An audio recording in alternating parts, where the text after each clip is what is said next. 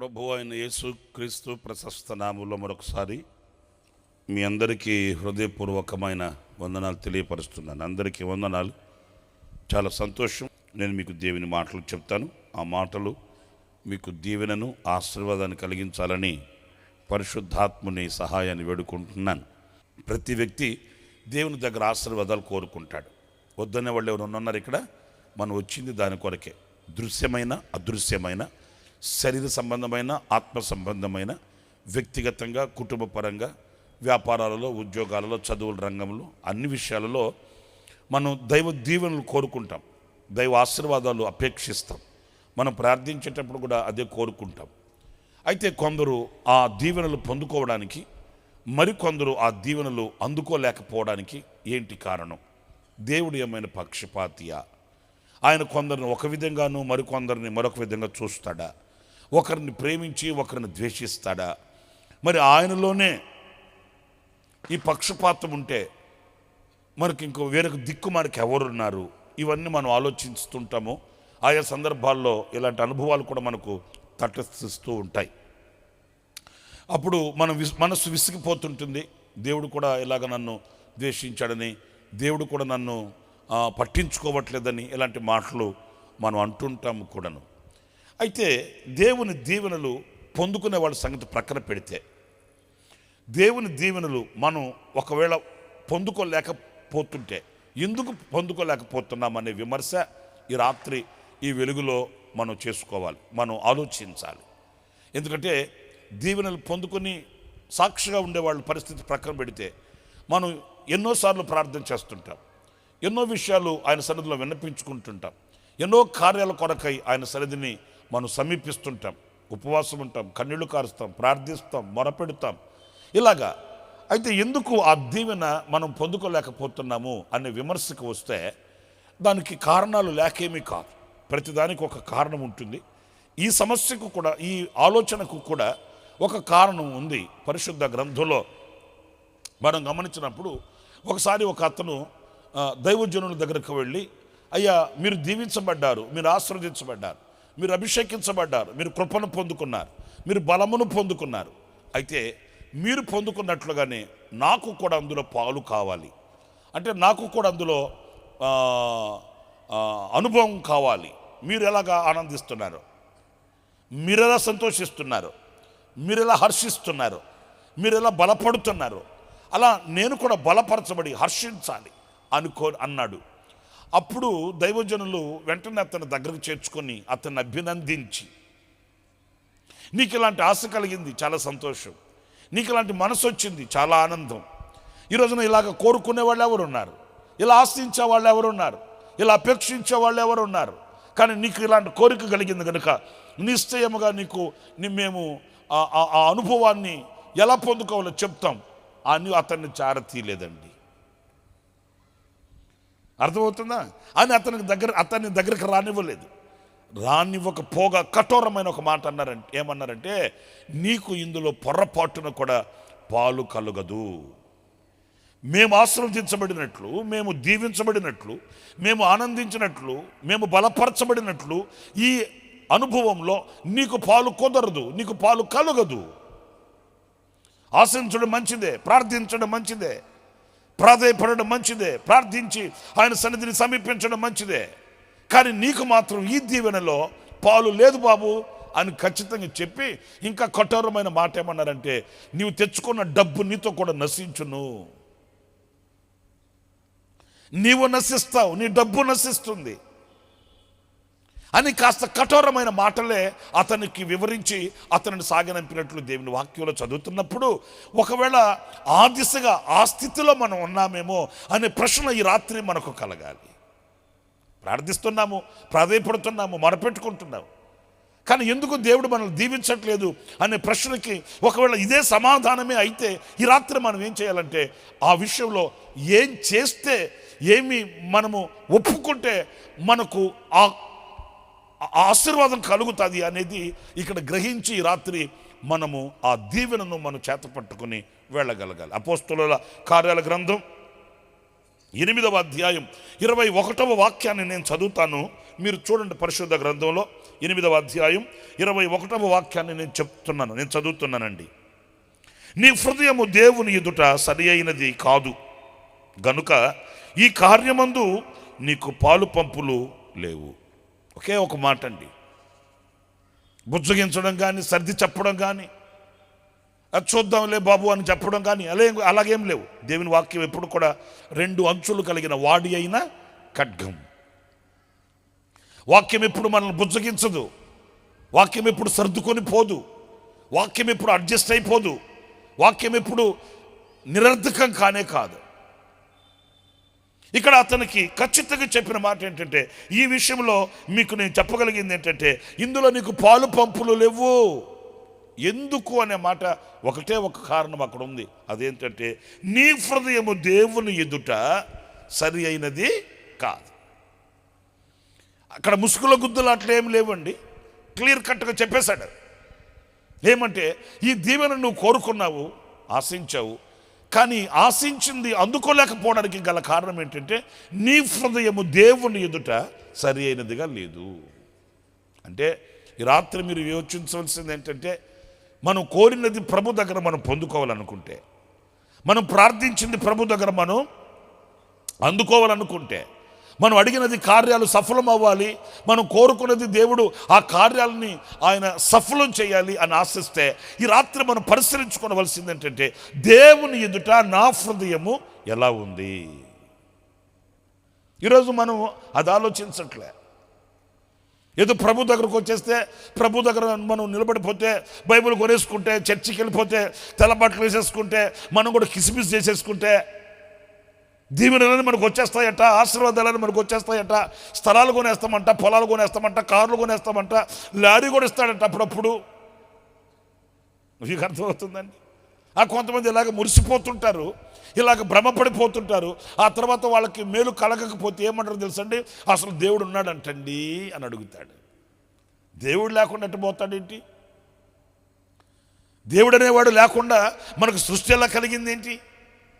సర్వశక్తి కలిగిన దేవుడు లేకుండా మనం ఈరోజు మనుగడ ఎలాగో కొనసాగిస్తున్నాం ఏంటి? అది కాదు ప్రశ్న. నేను ప్రార్థిస్తున్నాను, మరి నేను ఎందుకు పొందుకోలేకపోతున్నాను అనే ప్రశ్నకి ఈ రాత్రి వాక్యం చెప్తున్న ఒక సూచన ఏంటంటే, నీ హృదయము దేవుని ఎదుట ఎలా ఉంది? ఎలా ఉంది? ఆ హృదయాన్ని కనుక సరి చేసుకోగలిగితే, ఆ హృదయాన్ని కనుక బాగు చేసుకోగలిగితే, ఆ హృదయాన్ని కనుక దేవుని ఎదుట నిష్కాపట్యంగా మార్చుకోగలిగితే, ఈ రాత్రి నువ్వు కోరుకున్నది నీవు పొందుకొందువుగాక, నీ కార్యము సఫలమగునుగాక. నీవు ప్రభు సన్నిధిలో దేని నిమిత్తమై ప్రార్థిస్తున్నావో ఆ ప్రార్థన నా దేవుడు అంగీకరిస్తాడు. అవును ఆమేన్ అనువాడు ఈ రాత్రి ఇక్కడి నుంచి నీ కార్యములను సఫలము చేసి ఆయన నూతనమైన దీవెనలతో నిన్ను సాగనంపుటకు సిద్ధంగా ఉన్న శుభరాత్రి ఇదిగో ఈ శుభరాత్రి. ఆమేన్, హల్లెలూయా. మనిషి మనసు పాడైపోయింది. మీరు ఆదికాండంలో చాలాసార్లు చదువుతుంటారు. 6వ అధ్యాయం 5వ వాక్యంలో కూడా చదువుతారు. ఒక మాట చూడండి. ఆదికాండం 6వ అధ్యాయం 5వ వాక్యంలో, నరుల చెడుతనము భూమి మీద, అందరు చెప్పండి, నరుల చెడుతనము భూమి మీద, అందరు చెప్పండి ఆ మాట ఏంటంట, గట్టిగా మాట్లాడండి. నరుల చెడుతనం భూమి మీద ఎలా ఉందంట? ఏదో అక్కడక్కడ అల్పంగా కాదు, ఆ ఇంట ఈ ఇంట ఆ ఇంట ఏదో అడపదడప ఏదో అక్కడ వెతికితే దొరికేటట్లుగా కాదంట. ఈ రోజున పర్సంటేజ్ చూస్తే చెడుతనం పెరిగిపోయింది. చెడుతనం విలతనం చేస్తుంది. నరుల యొక్క చెడుతనము భూమి మీద గొప్పదైపోయింది. ఎటు చూసిన మారణకాండ, మారణ హోమం, అఘాయిత్యాలు, మనిషిని చంపుకోవడం, మనిషి మీద విరుచుకుపడడం, మానవత్వాన్ని కోల్పోవడం, మమతను చంపివేసుకోవడం, రాక్షసత్వంతో పెనవేసుకొని బ్రతకడం. ఈ రోజున మనిషికి ఉన్న విలువైన క్వాలిటీస్, మనిషిలో ఉన్న శ్రేష్టమైన వాటిని మానవుడు పోగొట్టుకున్నాడండి. రాక్షసత్వాన్ని ధరించుకొని ఈరోజు ఏదో బ్రతుకుతున్నట్లుగా బ్రతుకుతున్నప్పటికీ ఆ బ్రతుకులో ఉండవలసిన రమ్యతని, శాశ్వతమైన జీవాన్ని కోల్పోయి బ్రతుకుతున్నాడు. ఈ వాక్యం స్పష్టంగా చెప్తుంది, నరుల చెడుతనము భూమి మీద గొప్పదనయు, వారి హృదయము యొక్క తలంపులలోని ఊహలంతయు ఎల్లప్పుడూ కేవలం చెడ్డవైపోయాయి. నరుడి హృదయంలోని తలంపులు చెడ్డవైపోయాయట. నరుని హృదయంలోని తలంపులు దేవునికి విరోధమైపోయాయట. నరుని హృదయంలోని తలంపులు దేవునికి మానవునికి అఘాతాన్ని ఏర్పాటు చేశాయంట. నరుని హృదయంలోని తలంపులు దైవ రూపాన్ని మరుగు చేసేసాయి. ఈ రోజున దేవునిని చూడలేని మనిషిగా మనిషి మిగిలిపోయాడు.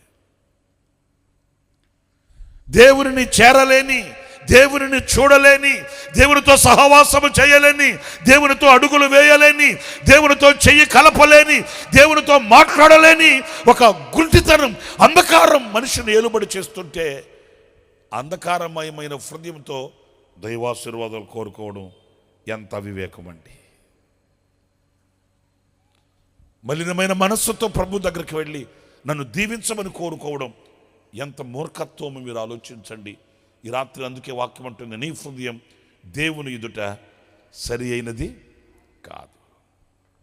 మరి రాత్రి మీ హృదయాన్ని మీరు పరిశీలించుకుంటే, నాకు ఇందులో కలిగిన సందేహం ఏంటంటే, సరి అయినది కాదు అన్నాడు.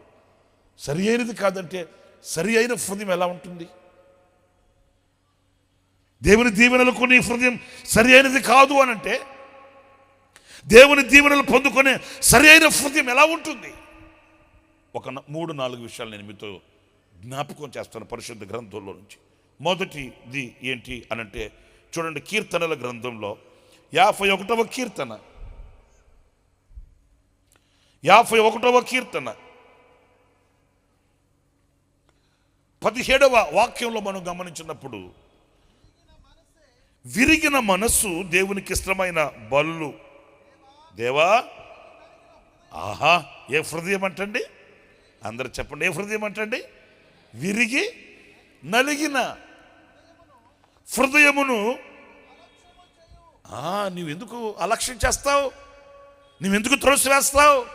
నువ్వెందుకు వాళ్ళను దీవించవు? వాళ్ళ కన్నీళ్ళు ఎందుకు తొడవవు? వాళ్ళ ఆపదలలో ఉంచి ఎందుకు తప్పించవు? వాళ్ళ కుటుంబాలని, వాళ్ళ వ్యవస్థల్ని ఎందుకు ఆశీర్వదించవు? ఎవరిని? విరిగి నలిగిన హృదయంగా ఉండాలంట. మనం దీవెనలు అడగడం కాదు, మన హృదయాన్ని ఇలా మార్చుకోవాలి. ప్రభువా నన్ను దీవించు అనే ముందుగా నా హృదయం ఎలా ఉంది అని మనం పరిశోధించుకోవాలి, పరిశీలించుకోవాలి. నువ్వు ప్రభు దగ్గరకు వెళ్ళి, నాయనా నా అవస్థ ఇది, నా వ్యవస్థ ఇది, నా కుటుంబంలో ఉన్న క్షోభ ఇది, నేను అనుభవించే క్షామం ఇది అనే ముందు నీ హృదయం విరిగి నలిగిన హృదయమా, లేకపోతే కఠినమైన హృదయమా? ఎదురు తిరిగే, దేవునికి విరోధమైన భావము కలిగిన హృదయమా? కొందరి హృదయం విరిగి నలిగి కాదండి, వాళ్ళ హృదయము దేవుని ఎదుట సరి అయినదిగా కాదండి. వాళ్ళకు తోచినట్లుగా వాళ్ళు చేస్తారు. వాళ్ళకి ఏదైనా ఎదురైతే అప్పుడు వాళ్ళు చెప్పే మాట ఏంటంటే, నేను కరెక్ట్గానే ఉన్నానండి, నేను సరిగానే ఉన్నానండి, మరి ఎందుకు నాకు ఇలా జరుగుతుంది అని నెపం వేస్తారు. కానీ అయ్యో, నేను ఇలా చేయబట్టి కదా ఇలా జరిగింది, నేను ఇలా ప్రవర్తించబట్టి కదా ఈరోజు నేను ఈ స్థితికి వచ్చింది. చూడండి, మీకు బాగా తెలిసిన చరిత్ర తప్పిపోయిన కుమారుని యొక్క చరిత్ర. మనం పలుమార్లు ఆ మాటలు తలపోసుకొని ఎన్నో పాఠాలు నేర్చుకోవలసి వస్తుందండి. అతడు తండ్రికి దూరమైపోయి వెళ్ళిపోయాడు. ఎందుకు వెళ్ళాడు అనంటే, ఒక సదుద్దేశంతోనే వెళ్ళాడు. వాస్తవంగా అతను వెళ్ళింది ఒక సదుద్దేశంతోనే. కానీ ఆ సదుద్దేశాన్ని ఎలాగా అతడు మరుచుకున్నాడు అనంటే, తండ్రికి ఇష్టం లేక, తండ్రికి సంతోషం లేక, తండ్రికి విరోధంగా ఏదో కార్యాన్ని చేయాలన్నట్లుగా అతడు దానిని తలపెట్టాడు. నేను వ్యాపారం చేసి ఇంకా నేను సంపాదించాలి, సంపాదించే వయసు వచ్చింది, కష్టపడే వయసు వచ్చింది, నేను నా కాళ్ళ మీద నేను నిలబడే వయసు కనుక ఊరకనే మౌనంగా ఎందుకు ఉండాలి? నాకు ఇవ్వవలసిన ఆస్తి నాకు ఇస్తే నేను వెళ్ళి ఇంకా వ్యాపారం చేసి నేను సంపాదిస్తాను, మంచిదే, తప్పేంటి? అయితే ఒక్కటి, అతనికి ఉన్న ఆ సదుద్దేశాన్ని దైవ చిత్తానికి, తండ్రి అభిష్టానికి, తండ్రి సంతోషానికి అతడు ముట్టు చెప్పలేకపోయాడు. మనం చాలా విషయాలు కోరుకుంటాం. ఎలా కోరుకోవాలని వాక్యం అంటుంది? మనం ఆలోచించే ప్రతి ఆలోచన, మనం కోరే ప్రతి కోరిక దైవ చిత్తానుసారమైనదే ఉండాలి. నువ్వు ఫలించొద్దు అని చెప్పట్లే, నువ్వు వ్యాపారం చేయొద్దు అని చెప్పట్లే, నీ కాళ్ళ మీద నువ్వు నిలబడద్దు అని చెప్పట్లే, నువ్వు సాధించి సంపాదించవద్దు అని చెప్పట్లే. చేసేవన్నీ ఎలా ఉండాలి అని అంటే దేవుని చిత్తానుసారంగాను ఆయన సంకల్పానుసారంగా ఉండాలి. కానీ అది నీ సొంత నిర్ణయం తండ్రికి వేదనను, తండ్రికి అయిష్టాన్ని కలిగించేటట్లు ఉండకూడదండి. నేను చేసేది మంచిదే కదా, మంచిదే బాబా, చెడ్డదని ఎవడు చెప్పారేంటి? ఏంటండి, నువ్వు చేసేది మంచిదే, కానీ ఆ మంచిది నీ తండ్రికి సంతోషమేనా? ఏమండి, నువ్వు చేసి, నువ్వు తలంచి, నువ్వు కోరుకునేది అది దేవుని మనసుకి ఆనందాన్ని, సంతోషాన్ని కలిగించేదేనా? నువ్వు పూనుకునే ఆ పనిలో నీ తండ్రి ఆనందిస్తాడా? నీ తండ్రి సంతోషిస్తాడా? మన పితరుల చరిత్రలో మీరు చూడండి, అనేక సందర్భాల్లో దేవుడు వారిని నివారించాడు. దైవజనుడు శత్రువుల్ని తీసుకుని వెళ్ళి, ఊర్లోకి తీసుకుని వెళ్ళి అన్నాడు, ప్రభువా వీళ్ళందరినీ చంపేయమంటావా అంటే ప్రభు అన్నాడు, చంపొద్దు, వాళ్ళకు భోజనం పెట్టి పంపించు. శత్రువుకు భోజనం పెట్టి పంపించేదండి ప్రభువా. వాళ్ళు మమ్మల్ని చంపడానికి వచ్చారు, మా మీద కత్తులు నూరారు, మేము గనక కాస్త గనక యామారుంటే ఈ రోజున సచ్చిన సవాల్లాగా ఉండేవాళ్ళమే. అవును బాబు, కాదనట్లే, వాళ్ళని కొట్టడానికి చంపడానికి కాదు, వాళ్ళకి భోజనం పెట్టి పంపించు. ప్రభువా ఫిలిస్తీన్లు వచ్చేసారు, ఇప్పుడు నన్ను ఏం చేయమంటావు అని దావీదు అడిగినప్పుడు ప్రభు అన్నాడు, నువ్వు వెళ్ళొద్దు, కంబళి చెట్ల కింద కూర్చో, వాటి ఆ ఆకుల చప్పుడు వినబడేటప్పుడు నేను నీకు ఎదురవుతాను, నేను నీతో వస్తాను, నేను నీతో వచ్చేంత వరకు కూడా కనిపెట్టి నువ్వు వేచి చూడు అని నివారించాడు. ఇప్పుడు వాళ్ళు కోరింది, వాళ్ళు ప్రార్థించింది మంచిదే, కానీ అది దేవునికి ఇష్టం కాదు. మరి శత్రువులు పైన పడుతున్నప్పుడు ఎదురు వెళ్ళి వాళ్ళని జయించడం మంచిదే. ఓడిపోమని చెప్తాడు దేవుడేమన్నా? మీరు చెప్పండి. దావీదు ఓడిపో, వాళ్ళ దగ్గర దెబ్బలు తిను, వాళ్ళు చీటికి మాటికి నిన్ను వాళ్ళు నోటుకొచ్చినట్టు మాట్లాడుతుంటే ఆ మాటలు భరించు, సహించు, కన్నీళ్ళు పెట్టు, కుమ్ములు ఏడు అని అంటాడేంటి? అనడు. నువ్వు వెళ్ళడం, వాళ్ళతో పోరాడడం, వాళ్ళతో జయించడం మంచిదే, నీ తలంపు మంచిదే, కానీ అది దేవునికి ఇష్టమై ఉండాలి, అది దేవునికి ప్రీతికరమై ఉండాలి, అది దేవుని మనస్సులో ఆనందాన్ని కలుగు చేయాలి. మన ప్రభు అయిన యేసుక్రీస్తు కూడా చూడండి, గెత్సేమనే తోటలోకి వెళ్ళి ఆయన ప్రార్థన చేసేటప్పుడు ఎలా ప్రార్థన చేశాడు?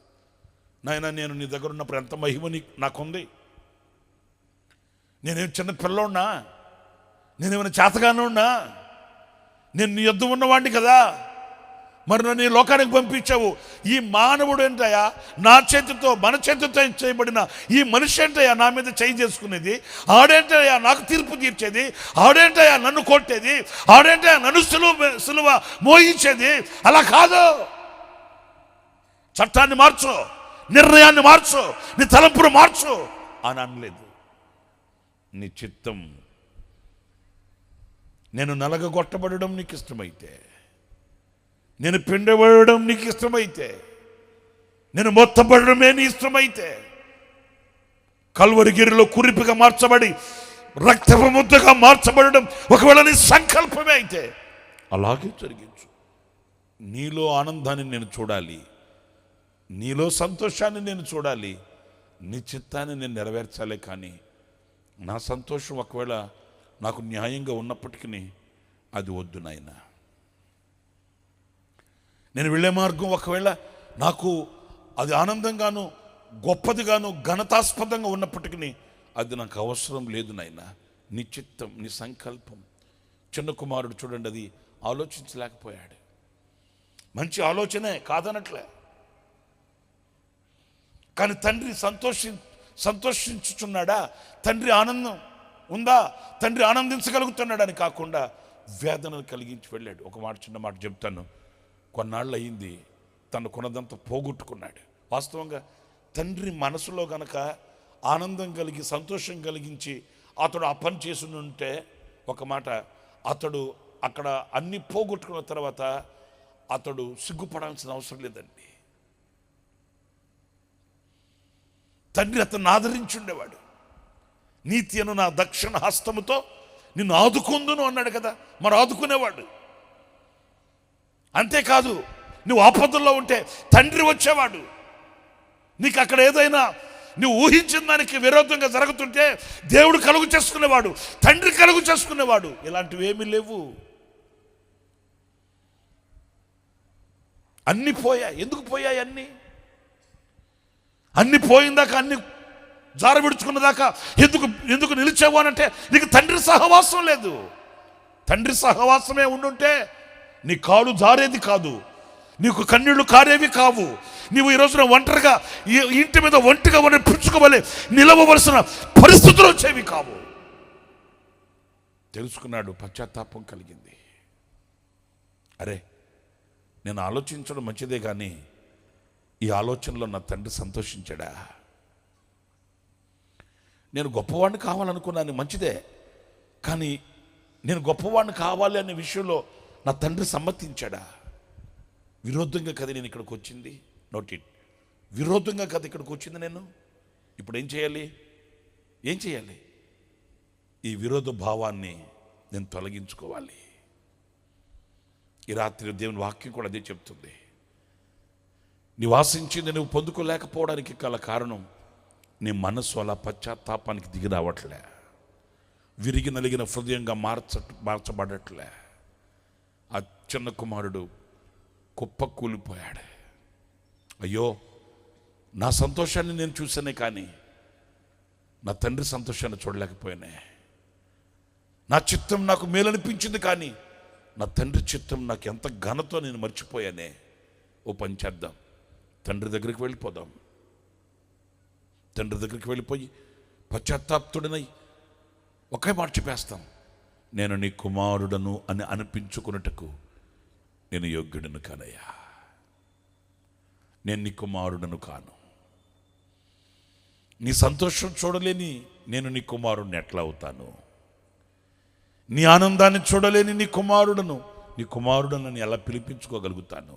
యోగ్యత లేదు నాకు. ప్రియ దేవుని బిడ్డలారా, ఆ విరిగి నలిగిన హృదయంలో నుంచి వచ్చిన ఆలోచన తండ్రికి ఎంత ఇష్టం అనిపించిందో. అతడు మురికి బట్టల్లో ఉన్నాడు, మట్టి చారలతో ఉన్నాడు, ఆహారంలో కల్లాడిపోతూ తల్లడిల్లిపోతున్నాడు. కానీ ఎందుకు ఆ మురికిలో ఉన్న ఆ కుమారుని మీద తండ్రికి ఇష్టం కలిగిందంటే అతనిలో కలిగిన పశ్చాత్తాపం తండ్రికి ఎంత ఇష్టమో.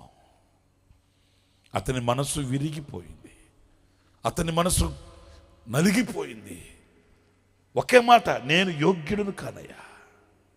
ఏనాడైనా నీ అవిధేయతను బట్టి కన్నీళ్లు కార్చి, నీ అవిధేయతను బట్టి పశ్చాత్తాప్తుడవై, అయ్యా నేను యోగ్యుడును కాను, నేను ఎన్నడూ నీ సంతోషాన్ని చూడలేదు, ఏనాడు నీ సంకల్పాన్ని నేను ఆలోచించలేదు, ఆయన వైపు తిరిగావా? సమూయేలు ప్రవక్త కూడా ఇశ్రాయేలుకి అదే చెప్తున్నాడు. సమూయేలు రాసిన మొదటి గ్రంథం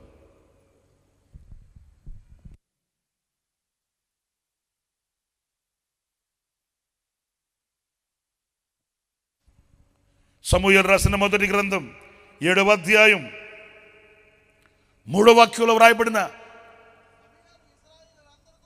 సమూయేలు ఇశ్రాయేలీలందరితో ఇట్లా నిన్ను మీ పూర్ణ హృదయముతోనూ. అది చూసారండి, ఇప్పటికే జరగాల్సిన డ్యామేజ్ జరిగిపోయింది, జరగాల్సిన నష్టం జరిగిపోయింది. మీ హృదయంలో వేదన కలగడానికి, మీరు విభ్రాంతితో భయభ్రాంతితో తల్లడిల్లిపోవడానికి, దైవ దీవెనలు మీరు పొందుకోలేకపోవడానికి గల కారణం ఇప్పటికే తెలిసొచ్చింది. ఇప్పటికైనా మీరు ఏం చేస్తారు? మీ పూర్ణ హృదయముతో యెహోవా యొద్దకు మీరు మళ్ళు కొనిన ఎడల, ఓకే,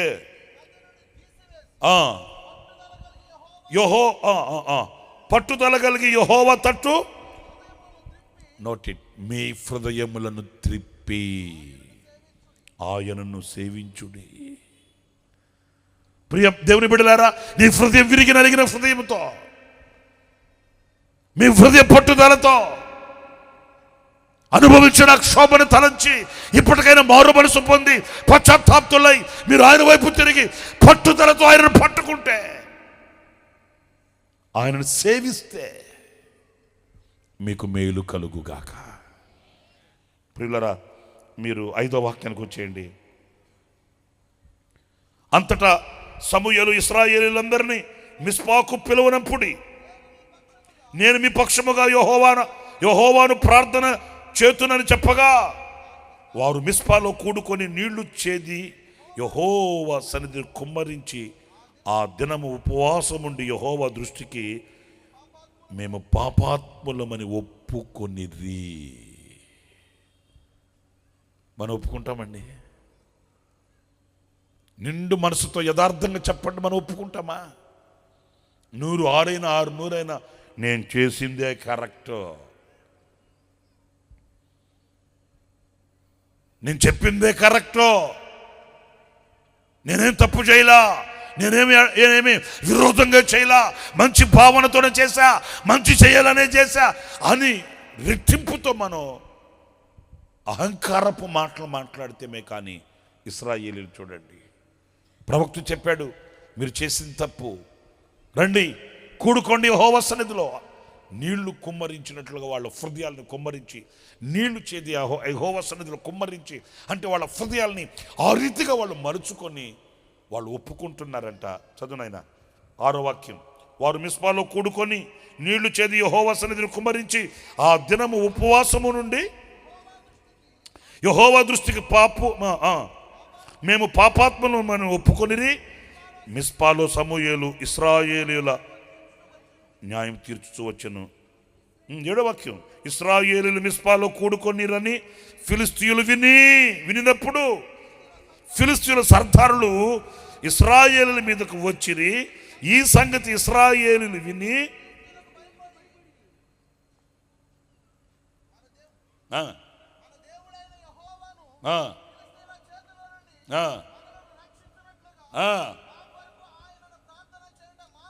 హల్లెలూయా.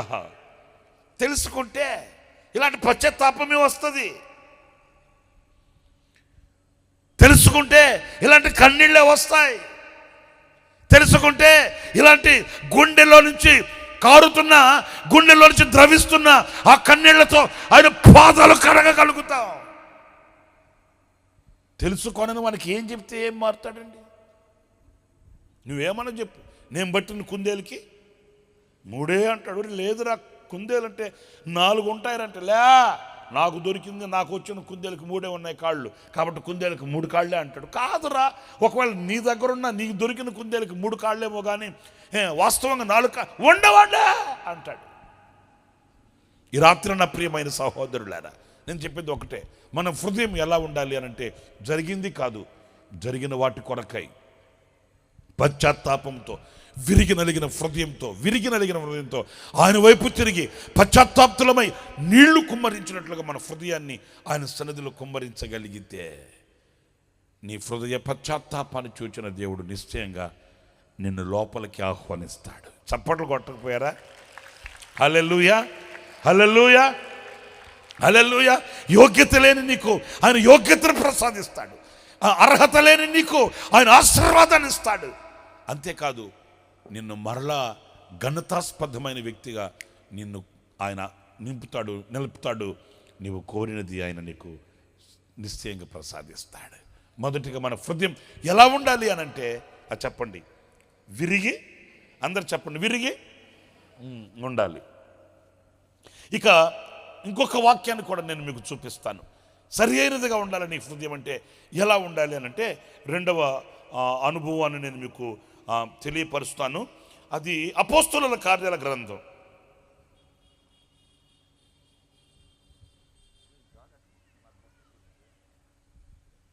అపోస్తలుల కార్యాల గ్రంథం 16వ అధ్యాయం 4వ వాక్యంలో మనం చదివితే, అక్కడ ఒక స్త్రీని గురించి వ్రాయబడి ఉందండి. ఆ మాటలు చదువుతారు, వినండి. యెరూషలేములోనున్న అపోస్తలులను పెద్దలను నిర్ణయించిన విధులను గైకొనుటకు వాటిని వారికి అప్పగించిరి. అపోస్తలుల కార్యాల గ్రంథం 16:14. అప్పుడు లూదియను దైవభక్తి గల ఒక స్త్రీ వినుచుండెను. ఆమె ఓదారంగు పొడిని అమ్ము తొరతై పట్టణస్థురాలు.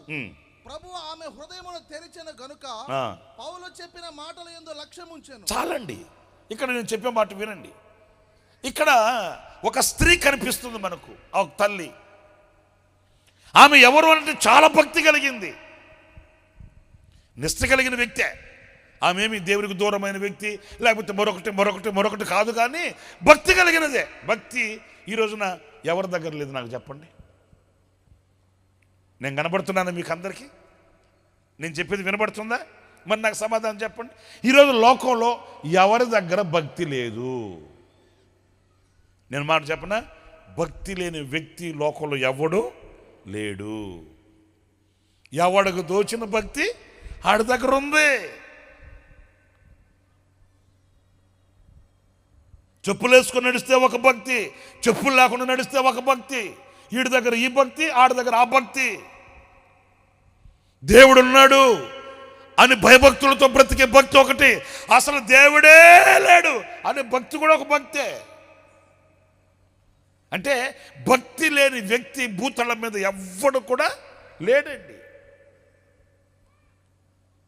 ఏదో తనకు తోచిన భక్తి, తనకు తోచిన నిష్ఠ. నేను ఒక రోజున ట్రైన్లో వెళుతున్నా, నాకు అప్పర్ బర్త్ వచ్చింది పైన. నేను పడుకొని బాంచి నిద్రలోకి వెళ్ళిపోయా.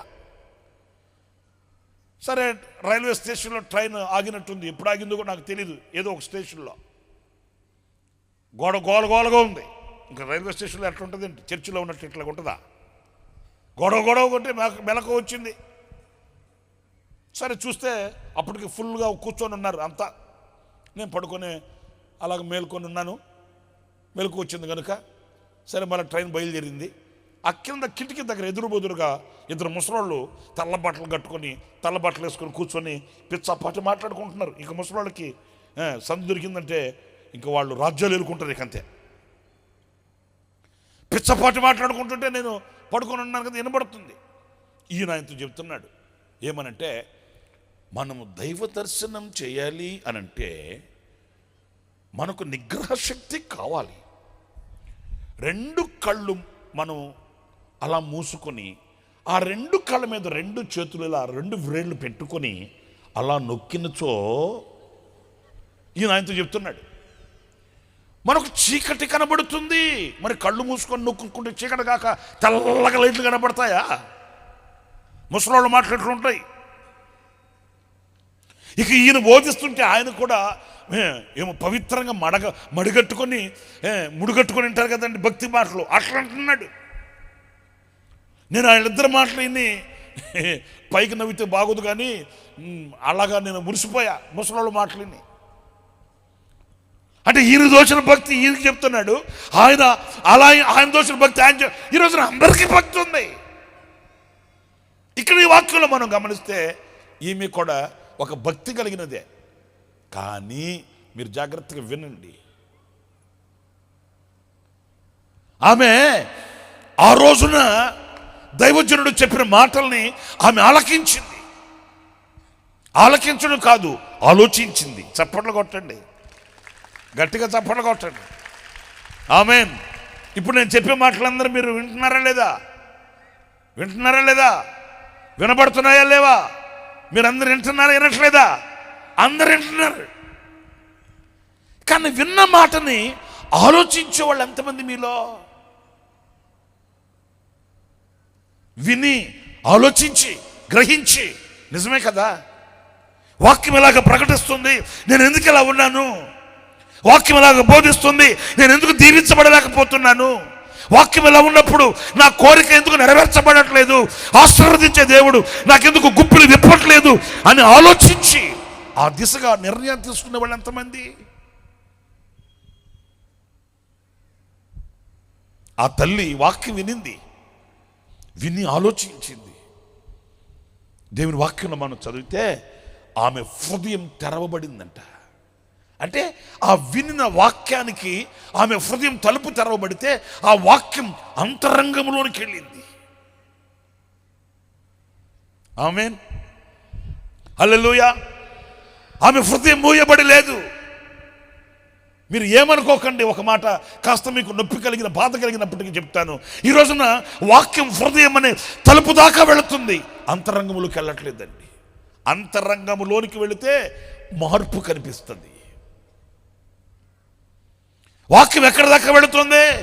హృదయం దాకా వెళుతుంది. వాక్యం ఎక్కడి దాకా వెళుతుంది? చెవుల దాకా వెళుతుంది. వాక్యం ఎక్కడి దాకా వెళుతుంది? తలుపులకి, గోడలకి, పళ్ళకి, కంచాలకి, మంచాలకి ఈ రోజున వాక్యాలను అప్పగించేశాం. క్రైస్తవుల ఇంట్లోకి వెళ్ళండి, ఎన్ని చర్చిలు ఉన్నాయో అన్ని చర్చిలు క్యాలెండర్లు ఉంటాయి. క్రైస్తవుల ఇంట్లోకి వెళ్ళండి. ఇప్పుడు కొత్త ట్రెండ్ ఏంటంటే ఒంటికి, ఇంటికి, కంచాలకి, మంచాలకి కూడా వాక్యాలే. భక్తులు ఎక్కువైపోయారు.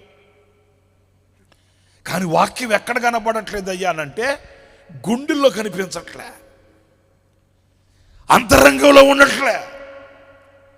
మనుషులో మార్పును కలిగించి మానవ స్వాభావికమైన గుణగణాలలో మార్పును తీసుకుని వచ్చి ఒక వెలిగింపబడిన వ్యక్తిగా, రక్షింపబడిన వ్యక్తిగా, ఆశీర్వదించబడిన వ్యక్తిగా సమాజంలో ఒక ఘనతకి పాత్రునిగా మార్చే ఆ అంతరంగంలోనికి వాక్యం వెళ్ళట్లేదు.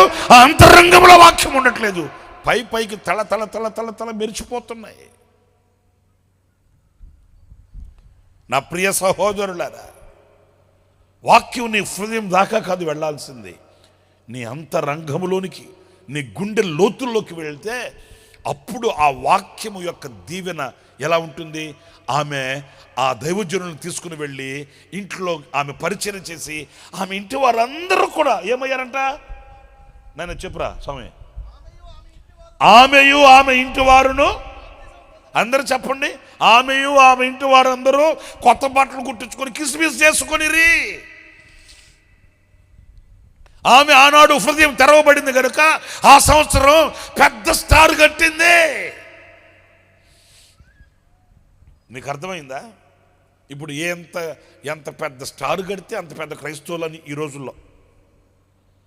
ఎంత మంచి స్టార్ కడితే, ఆ మధ్య ఒక స్టార్ చూస్తే నాకు దిమ్మ తిరిగింది. ఎందుకంటే దానికి ఒంటి నిండా రెక్కలే ఉన్నాయి, పీతకుంటాయి, పీతకే. ఇదేం స్టార్ రా అంటే లేటెస్ట్ స్టార్ అన్నా అన్నాడు. వాడు మొఖం కూడా అట్లాగే ఉంది, ఒంటి నిండా రెక్కలే. మనం కనబడే స్టార్ వేరు, ఆవిడ తయారు చేసుకున్న స్టార్ వేరు.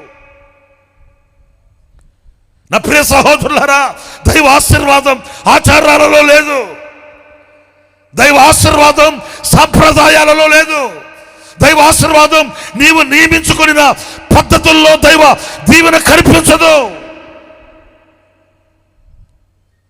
హృదయం తెరవబడితే ఆ అంతరంగంలోనికి దేవుని వాక్యం వెళితే ఆ అంతరంగంలోనికి వెళ్ళిన వాక్యం క్రియా సాధకమై ఆ కుటుంబీకులను ఎక్కడికి తీసుకుని వెళ్ళిందంటే దైవ నీతిని నెరవేర్చే స్థితికి తీసుకుని వెళ్ళిందండి. ఒక ప్రశ్నగా నేను మిమ్మల్ని సూటిగా అడుగుతున్నాను, మీలో ఎంతమంది ఆ దైవ నీతిని నెరవేర్చిన వారు అయి ఉన్నారు చెప్పండి. మీలో ఎంతమంది ఆ దైవ నీతికి తల వంచి నేను దేవుని నీతిని నెరవేర్చాను అని ఈరోజు నా హృదయం మధ్య చేయబెట్టుకొని మీలో ఎంతమంది చెప్పగలరు? ఏమంటే నేను పాటలు పాడతానండి అని చెప్తారు. ఏమంటే నేను సంఘంలో ఫలానా కార్యక్రమం చేస్తానండి అని చెప్తారు. నేను సంఘంలో ఇంత గొప్పవాడిని, అంత బలమైన వాడిని, అంత శక్తి కలిగిన వాడిని అని చెప్పగలిగిన వాళ్ళు ఉన్నారు. కానీ నేను దేవుని నీతిని నెరవేర్చిన వాడిని, నేను క్రీస్తుని ధరించుకున్న సాక్షిని అని మీలో ఎంతమంది చెప్తారు? చెప్పలేకపోవడానికి గల కారణం మీ హృదయం తెరవబడినది కాదు. ఇలాంటి మీటింగ్లు ఎన్నో చూస్తుంటారు. నాలాంటి సేవకులు అందరూ వస్తుంటారు, పాటలు పాడిన వాళ్ళకి మార్కులు వేస్తుంటారు, అయిపోయిన తర్వాత నెత్తిమించి చేయబెట్టించుకొని సంబరపడి వెళ్ళిపోతుంటారు. కానీ హృదయం మాత్రం తెరవబడి లేదు. ఈ కోవకు చెందిన వ్యక్తుల్లో మొదటివాడు మనకు ఫరో కనిపిస్తాడు. ఫరో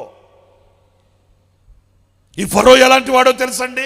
అద్భుతాలు చూస్తాడు, మహత్కార్యాలు చూస్తాడు. అద్భుతాలు చూసినా, మహత్కార్యాలు చూసినా అతని మనస్సు చలించదండి. అతడు మరలా ఆ రాతి గుండె, హృదయం తెరవబడదు. ఒకసారి ఎంతకి ఒప్పుకోకపోతే దేవుడు మోషేకి చెప్పి పంపించాడు. మోషే అలాగే చేతులెత్తి ప్రార్థన చేస్తే వడగండ్లు, ఉరుములు, మెరుపులు అలాగా ఐగుప్తుని చుట్టుముట్టేసాయి అంతే. ఎందుకంటే ఈ రాక్షసత్వంతో పెనవేసుకున్న ఈ రాతి గుండె, ఫరో గుండె తెరవబడట్లే, మార్పు కలగట్లే. నేను అనకూడదు కానీ సహించండి నన్ను. కొంతమంది ఉన్నారండి, ఎలా అంటే ఆపద వచ్చిందంటే ఎన్ని ఆపద మొక్కులు మొక్కుతారో, ఆపద తీరిన తర్వాత మరలా క్లోజ్ డోర్స్. ఆపద వచ్చినప్పుడు ఏం ప్రాధాయపడతారో, ఏం కాళ్ళు పట్టేసుకుంటారు అంతే. ఆపద తీరిన తర్వాత మీసాల మేలేసి కాళ్ళు రగరేసి ఏంటా ఇప్పుడు మరలా క్లోజ్ డోర్స్. ఫరో కూడా అలాంటి వాడేనండి. మోషే ప్రార్థన చేస్తే వడగండ్లు, ఉరుములు, మెరుపులు ఐగుప్తుని చుట్టుముట్టి కలవరపడి చేశాయి. దెబ్బతో కలవరపడిపోయి ఏం చేశాడు చూడండి. నా మాటను కూడా నిర్గమాకాండం 9వ అధ్యాయం, నిర్గమాకాండం 9వ అధ్యాయం 23వ వాక్యం చదువుతారండి.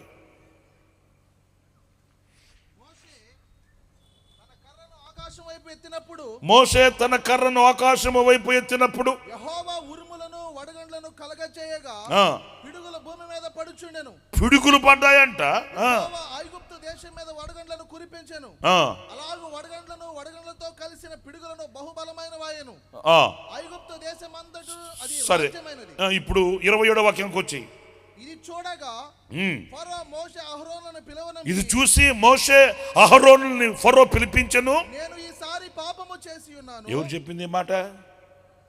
ఎవరు చెప్పింది మాట? ఆపద వచ్చింది కదా. చూడండి ఎంత దౌర్బల్యమైన, ఎంత దౌర్భాగ్యమైన పరిస్థితి చూడండి. ఆపద వచ్చేసరికి ఏ మొక్కుబడిలో ఆ ఆపద తీర్చుకోవడానికి, ఆపదలోంచి బయటపడడానికి ఎంత వినయ విధేయతలో. ఒక రాజు అయి ఉండి అతను ఏం చెప్తున్నాడో తెలుసండి? ఈసారి అంటే పోయినసారి ఎన్నిసార్లు, ఈసారి ఎన్నిసార్లు మీరు ఆలోచించుకోండి. రాత్రి ఆపద వచ్చినప్పుడల్లా ఈసారి, ఆపద తీరిపోయిన తర్వాత సారీ. మళ్ళీ ఆపద వచ్చిందనుకో, ప్రభువా ఈసారి ఆయన. ఆపద తీరిపోయిన తర్వాత సారీ ప్రభువా. ఇదే కదా మన తంతు. ఏంటండి ఆలోచిస్తున్నారేంటి? ఇదే కదా మన జీవితంలో జరుగుతుంది. ఇదే కదా మన జీవితంలో పొడ చూపుతుంది. ఇదే కదా మనల్ని దైవ ఆశీర్వాదానికి, దేవుని దీవెనలకు దూరం చేసి ఆ కృపకి పాత్రులుగా లేకుండా ఈ రోజున ఎండిన మోడు వలె మనం బ్రతకడానికి కారణం ఇదే కదా.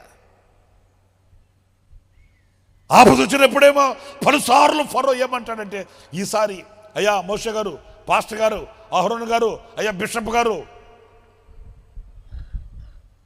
మీరు ఏం చేస్తారో నాకు తెలియదు నాయన. మీరు ఉపవాసమే ఉంటారో, లేకపోతే ఆరాధనే చేస్తారో, లేకపోతే తల కింద పెట్టి కాళ్ళు పైకి తపస్సు చేస్తారో, లేకపోతే మీరు ముడులు అర్పిస్తారో, మనులు నాకు అనవసరం. ఈ ఆపద తీరాలి, నా దేశం కాపాడబడాలి, నా కుటుంబం రక్షించబడాలి, నాకు ఈ విపత్తు తప్పాలి. మీరు ఏం చేస్తారో నాకు తెలియదయ్యా, నీ కాళ్ళు పట్టుకున్నా అంటాడు. అయిపోయిన తర్వాత వెళ్ళి పాస్టర్ గారు అడిగాడు అనుకో, అయ్యా ఏంటి సంగతి అనుకో, అవునాయా ఇప్పుడు ఏంటంట చెప్పాము, తొందరపడితే ఎట్లా, ఆగో కాదండి మీరు చెప్పారు, కుదరదా. మీకు అర్థమైందా? సరే ఇంకొక మాట చూపిస్తాను. అక్కడ ఫరో ఏమంటాడు? నేను ఈసారి పాపం చేసి ఉన్నాను. యెహోవా న్యాయవంతుడు, నేను నా జనులు దుర్మార్గులు. మళ్ళీ వాక్యం కూడా చెప్తున్నాడు అండి దుర్మార్గుడు. మళ్ళీ వాక్యం చేసిన తప్పు కూడా కాకుండా మళ్ళా యెహోవా న్యాయం. కొంతమంది ఉన్నారండి, దేవుడు గొప్పవాడండి, ప్రేమ స్వరూపండి, ఆయన దయాదాక్షిణ్యం పూర్ణుడండి, ఆయన గుండె లోతుల్లో ఉంటాడండి, నువ్వు మాత్రం పోతులాగా తిరుగుతుంటావు. నిజమని చెప్పే మాట. యెహోవా న్యాయవంతుడు, నేను నా జనులు దుర్మార్గులము. ఇక చెప్పాను, ఎంతకన్నా దిగజారుతాడు, ఏమన్నా మాట్లాడతాడు. నేను పనికి మాలినోడిని అంటాడు, మరలా ఏమో సచ్చిన కుక్కలాంటోడిని అంటాడు, పందిలాంటోడిని అన్నయ్యా ఆపద వచ్చింది కదా అంటాడు. నేను నా జనులు దుర్మార్గులం, నేను పాపం చేశా, యెహోవా న్యాయవంతుడు అని ఇన్ని చెప్పి వింతైన ఒక మాట చెప్తాను చూడండి. మీకు 33వ వాక్యం చూడండి. మోషే ఫరోను విడిచి ఆ పట్టణమును బయలువెళ్ళి యెహోవా వైపు తన చేతులు ఎత్తినప్పుడు ఆ ఉరుములు వడగండ్లను నిలిచిపోయెను, వర్షము భూమి మీద కురియటం మానెను. అయితే 34వ వాక్యం చూడండి. అయితే ఫరో వర్షమును వడగండ్లను ఉరుములు నిలిచిపోవడం చూచి అతను అతని సేవకులకి పాపము చేయుచు తన హృదయములను కఠినపరుచుకొనిది. అది చూసారండి, దైవజనుడు ప్రార్థన చేశాడు, వర్షం ఆగిపోయింది, వడగండ్లు పిడుగులు పడి ఆగిపోయాయా, మరలానంట అతడును అతని జనులను ఇంకా పాపము చేయుచు తమ హృదయమును కఠినపరుచుకొనిది. ఆ హృదయం తెరవబడదు. హలో అమ్మా తల్లి, వింటున్నారని చెప్పే మాట. ఆ హృదయము తెరవబడదు. ముందు వాక్యాల్లో ఏమన్నాడు? నేను దుర్మార్గుణ్ణి, నా ప్రజలు దుర్మార్గులు, నేను పాపం చేశా, ఈసారి నేను పాపం చేశా, ఇంకొకసారి అలాగే చేయను, నువ్వు యెహోవా సన్నిధిలో వేడుకో, నువ్వు ప్రార్థన చేయి, నువ్వు కనికరం దేవుడు చూపించేటట్లు అడుగో అన్నాడు. అడిగాడు. ఆ ముప్పు తప్పిందా? తప్పిన తర్వాత ఏమైనా మారాడా? అది తెరవబడని హృదయం.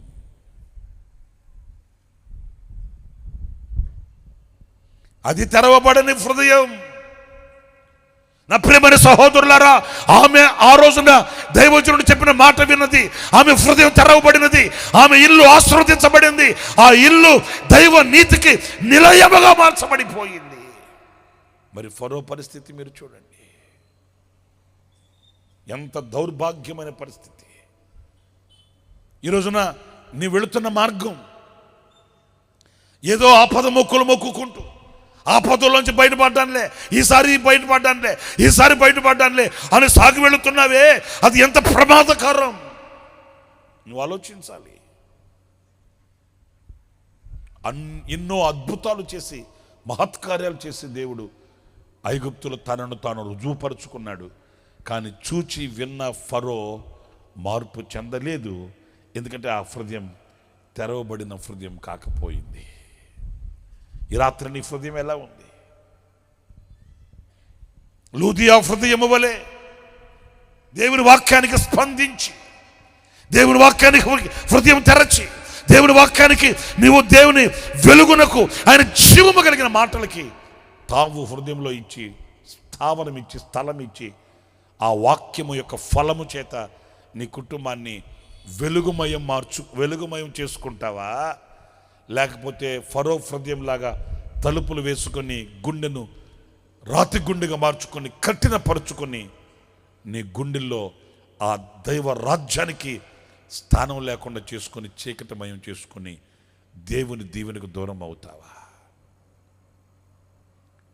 నీవు అడిగినది పొందుకోలేకపోవడానికి గల కారణం, దేవుని దీవెనకు నువ్వు యోగ్యుడు కాకపోవడానికి గల కారణం ఒకటే, నీ హృదయం దేవుని ఎదుట సరి అయినదిగా లేదు.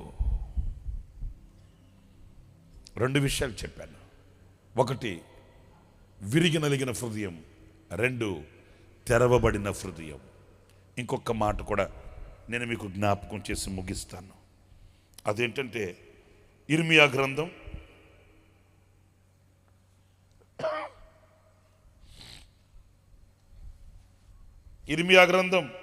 32వ అధ్యాయం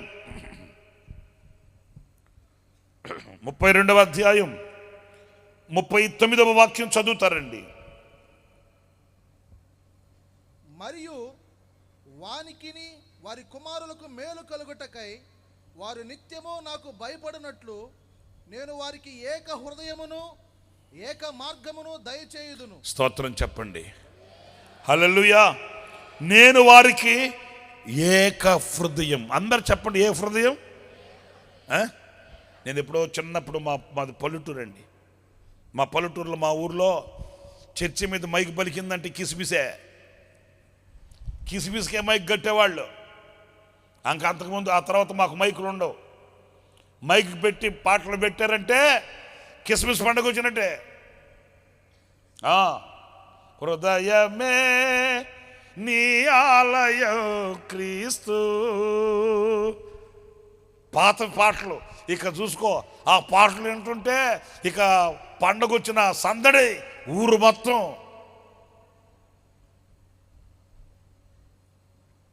హృదయమే ఆయనకు ఆలయం. ఎలాంటి హృదయం అమ్మ చెప్పండి? ఎలాంటి హృదయం అండి? అమ్మగారు తూర్పుకి తిరిగితే అయ్యగారు ఉత్తరానికి తిరుగుతాడు. ఇక అమ్మగారు తూర్పుకి అయ్యగారు ఉత్తరం అయితే పిల్లల పరిస్థితి ఏంటి? ఒకడు దక్షిణం, ఇంకేం మిగిలింది? ఒకడు పడమర. మీకు తెలుసు కదా, అనుభవాలు కదా, కరెక్ట్గా చెప్తున్నారు.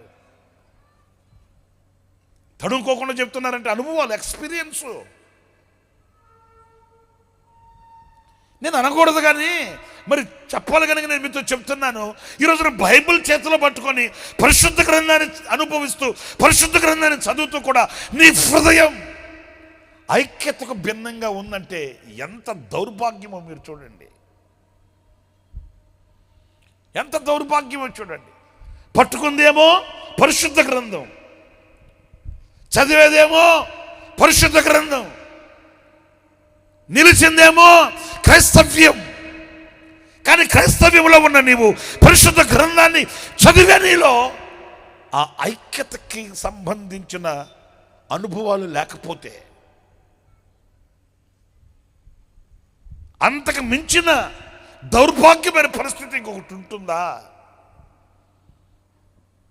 వింటున్నారండి?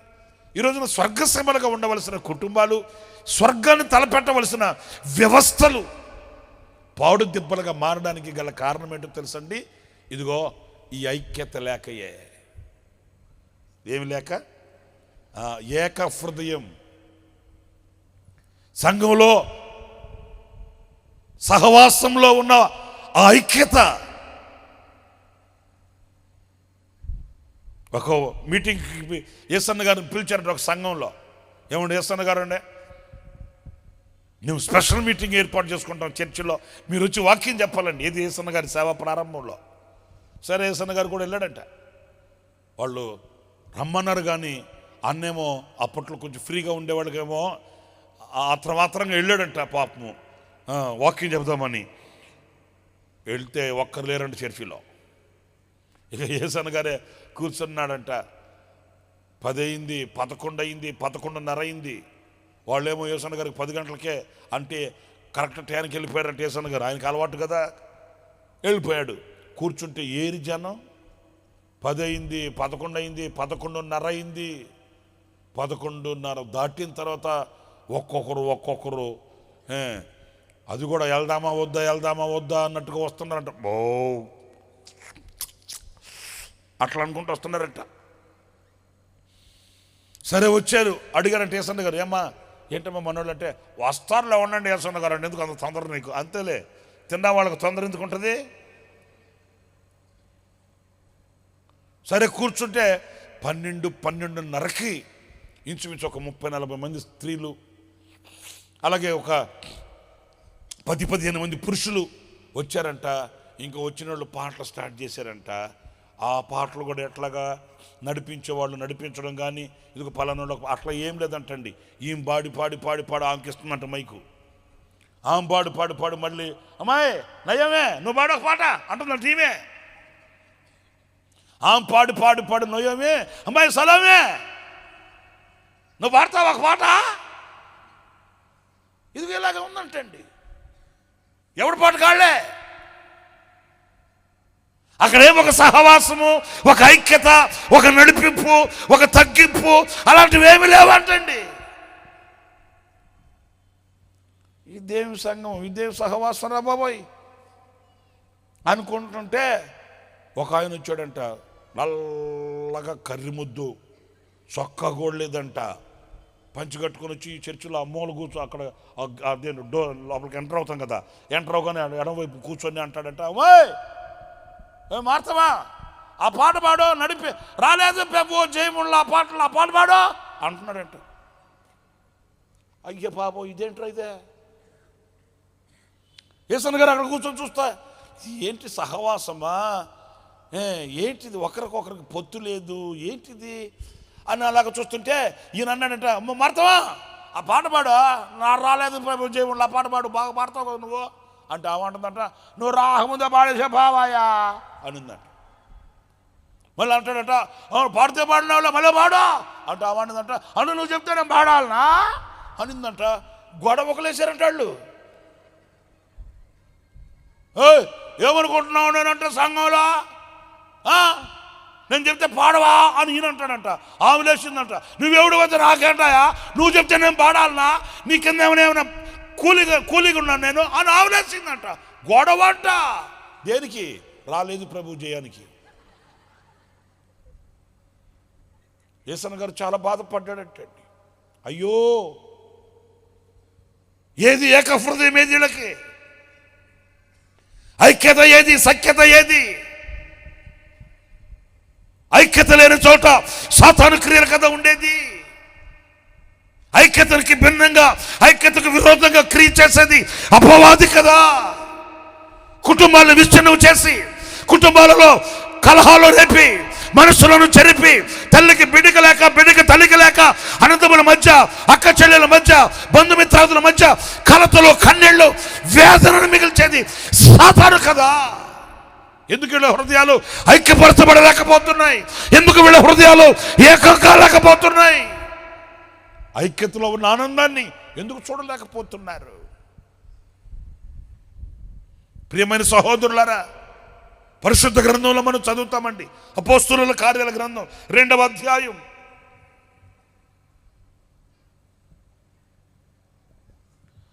మొదటి మాటలో మనం ఓ మాట చదువుతాం చూడండి.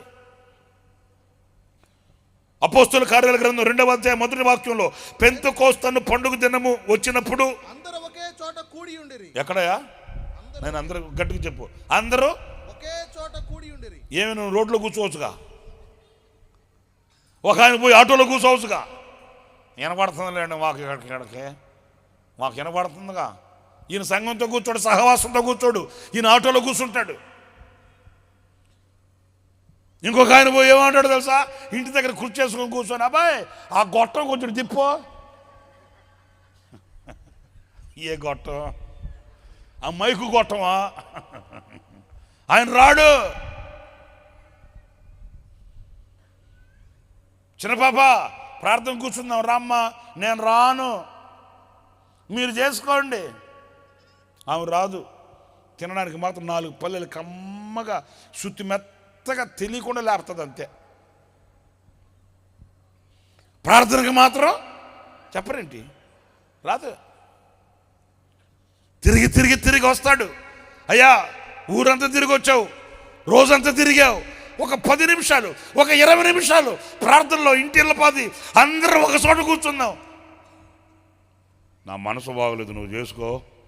నీకు ఎప్పుడయ్యా మనసు బాగుండేది? కర్రీ మొహం కూడా ఎప్పుడు చూసినా మనసు బాగలేదు, మనసు బాగలేదు, మనసు బాగలేదు అంటావు. మనసు బాగలేదని తినకుండా పడుకున్నావు ఏ రోజన్నా? అది మాత్రం మనసు బాగలేకపోయినా లోడ్ వెళ్ళిపోద్ది అంతే. టన్నులు టన్నులు టన్నులు టన్నులు వెళ్ళిపోద్ది. మనసుకు దానికి సంబంధం ఉండదు, ప్రార్థనకు మాత్రం. అందుకే నేను అనకూడదు, నేను చెప్పాలి కదా, చెప్తున్నా. ఈరోజున వెలుగుమయమై ఉండవలసిన కుటుంబాలు ఎందుకు ఆరిపోయి కనిపిస్తున్నాయి? సాక్ష్యపు స్తంభాలుగా ఉండవలసిన కుటుంబపు వ్యవస్థ ఎందుకు ఈరోజున కుప్పకూలి కనిపిస్తుంది? పైవానిగా ఉండవలసిన వాడు, కొండ మీద ఉండవలసిన వాడు, పట్టగలిగిన వాడు, గుప్పిలు విప్పగలిగిన వాడు ఎందుకు ఈ రోజున అరులు చాచి ఆకలితో అలమటిస్తే ఆ చీకటి చేదైన అనుభవాలు దేని కొరకు? ఐక్యత లేదు కుటుంబాలలో, ఐక్యత లేదు సంఘాలలో, ఐక్యత లేదు మనుషులలో. వారందరూ, అందరూ చెప్పండి, వారందరూ ఒకే చోట, ఒక చోట. హల్లెలూయా. పరిశుద్ధాత్ముడు దిగి రావడానికి, పరిశుద్ధాత్ముడు వాళ్ళ హృదయాలలో ఆనందాన్ని కలిగించి, పరిశుద్ధాత్ముడు వాళ్ళని ధైర్యపరిచి, పరిశుద్ధాత్ముడు వాళ్ళని శక్తివంతులుగా మార్చడానికి గల కారణం పరిశుద్ధాత్మ నింపుదల కలిగి, పరిశుద్ధాత్మ అగ్ని ప్రవాహం, పరిశుద్ధాత్మ శక్తి, పరిశుద్ధాత్మ ధైర్యం అక్కడ కలగడానికి గల బలమైన కారణం వాళ్ళలో ఐక్యత క్రియ చేసింది. దైవశక్తి రోజున నీ కుటుంబంలో ఉందా? దైవశక్తి రోజున నీ హృదయంకి అలవాటు ఉందా? దైవశక్తి రోజున అనుభవించగలుగుతున్నావా? దేవుని కొరకే ప్రకాశించే దీపముగా ఉండగలుగుతున్నావా? లేకపోవడానికి గల కారణం నీ హృదయం ఐక్యతతో ముడిపడింది కాదు. నీకేది తోస్తే అదే. నీ మనసుకి ఏది వస్తే అదే. అరే అందరూ ఒక చోట కూడి ఉన్నారే, అందరూ ఒక చోట కూడి ఉన్నారే అని కాకుండా వాళ్ళ మధ్యలోంచి లేచి వెళ్ళాడు. ఎక్కడికి వెళ్ళాడో నాకు తెలియదు, మీకు తెలియదు, దేవునికి తెలుసు. అంతలో ఏం జరిగింది? ప్రభు వచ్చాడు. చప్పట్లు కొట్టండి, సచ్చు దెబ్బలు కాదు, కొట్టు. ఎప్పుడు వచ్చాడు ప్రభు? ఎప్పుడు వచ్చాడు? ఇతను బయటికి వెళ్ళిన తర్వాత వచ్చాడు. వాళ్ళంతా ప్రభువును చూచారు. వాళ్ళ గుండెల్లో ఉన్న కలవరం పోయింది. కొట్ట. అరే బాబు, వాళ్ళ గుండెల్లో ఉండే భయం పోయింది. కొట్ట గట్టిగా.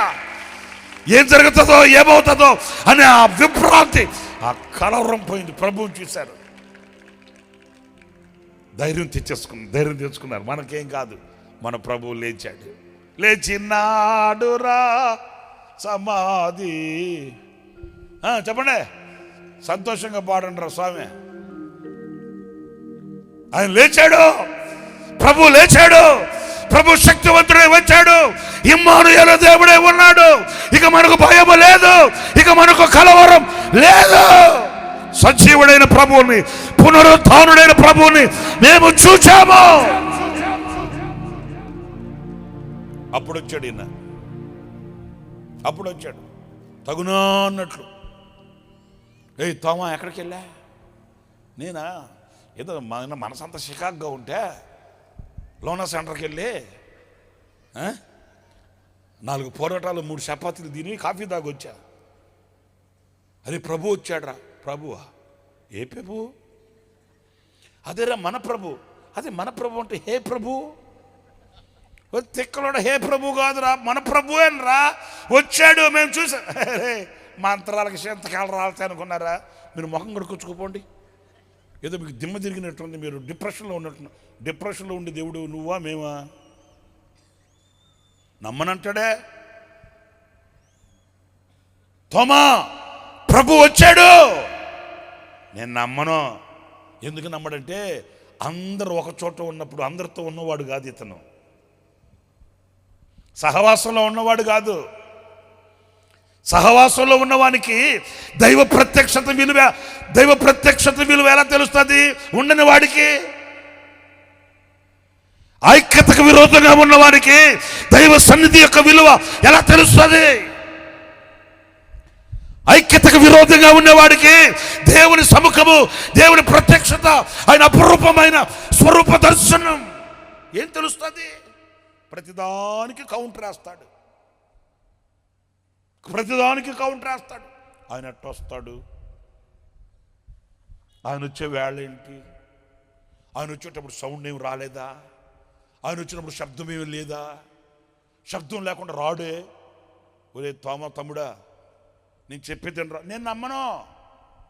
మీరు ఎప్పుడు నమ్ముతావు? ఆయన వస్తే, ఆయన గాయాలలో వేళ్ళు పెట్టి చూస్తే. ఐక్యత లేనివాడు, ఐక్యతకు భిన్నంగా ప్రవర్తించే మనస్సు, వారందరూ ఒక చోట ఉన్నప్పుడు అక్కడ ఉండాలనా లేదా? చెప్పరేంటి? లేడు. అందుకే ప్రభు అన్నాడు, తోమా అవిశ్వాసివై ఉండక విశ్వాసివై ఉండు. ఎందుకు అవిశ్వాసివై అయ్యావంటే నీవు సహవాసంలో లేవు. నీవు సహవాసాన్ని చెడుపుకొని వెళ్ళిపోయావు. సహవాసానికి విరోధివై వెళ్ళిపోయావు. సహవాసంలో ఉన్న ఆనందం, ఐక్యతలో ఉన్న సంతోషం, అనురాగం గొప్పది.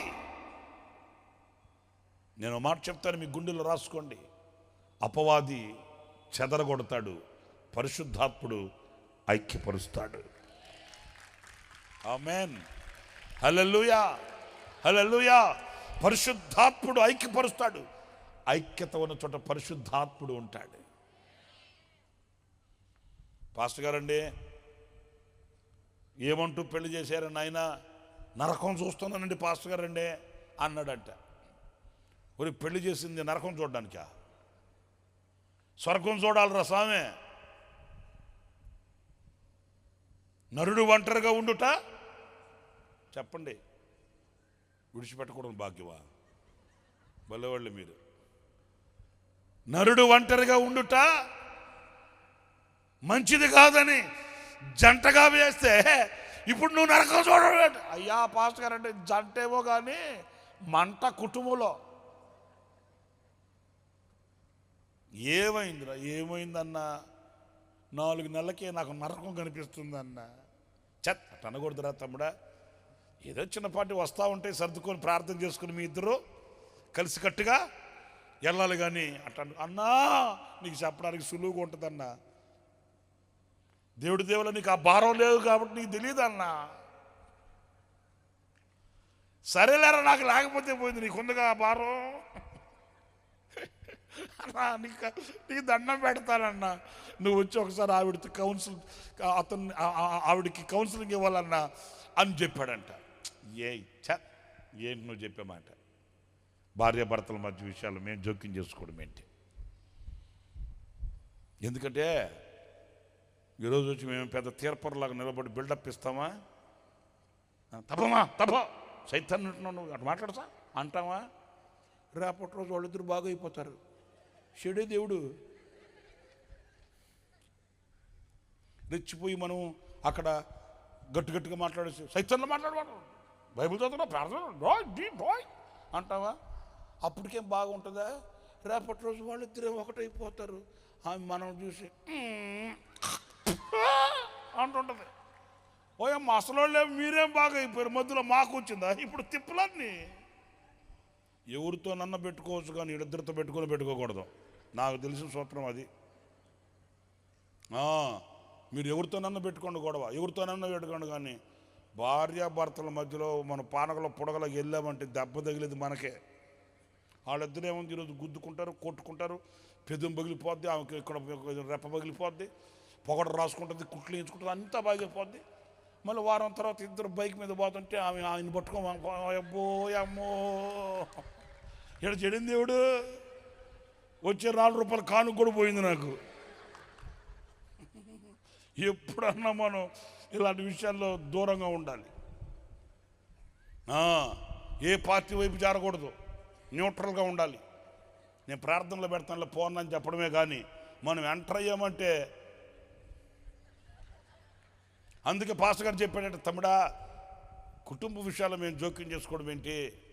ఏదో చిన్నవి ఏదో వస్తుంటాయి మనస్పర్ధలు, అలాంటివి ఇద్దరు కలిసికట్టుగా ప్రార్థన చేసుకుని వెళ్ళిపోవాలి అన్నా. కాదన్నా అని. ఈసారి ఏంట్రా నీ బాధ ఏంటి? ఏం చేస్తుంది ఆవిడ? ఏమన్నా దెయ్యంలాగా రొక్కేస్తుంది ఏంటి నిన్ను? నచ్చే కదా పెళ్లి చేసుకున్నావు. మరలా పెళ్లి రోజు ఆ దోమతో ఒకటి వేసారు ఆ ముఖం మీద. ఆమెను వారసుపులు తొంగి చూసావు కదా, వారసుపులు మురిసిపోయావు కదా. మరి ఇష్టపడే కదా నువ్వు పెళ్లి చేసుకుంది ఏంటి అంటే, అయ్యా నాయనా నువ్వు చెప్పేదంతా నిజమే కానీ అసలు రంగు ఇప్పుడు బయటపడుతుంది స్వామి. ఏం చేస్తుందిరా అన్నా? నేనేదన్నా ఒక నోటితో ఒక మాట అన్నానంటే నా నోట్లో ఉండగానే కౌంటర్ రెడీగా ఉంటుందన్నా.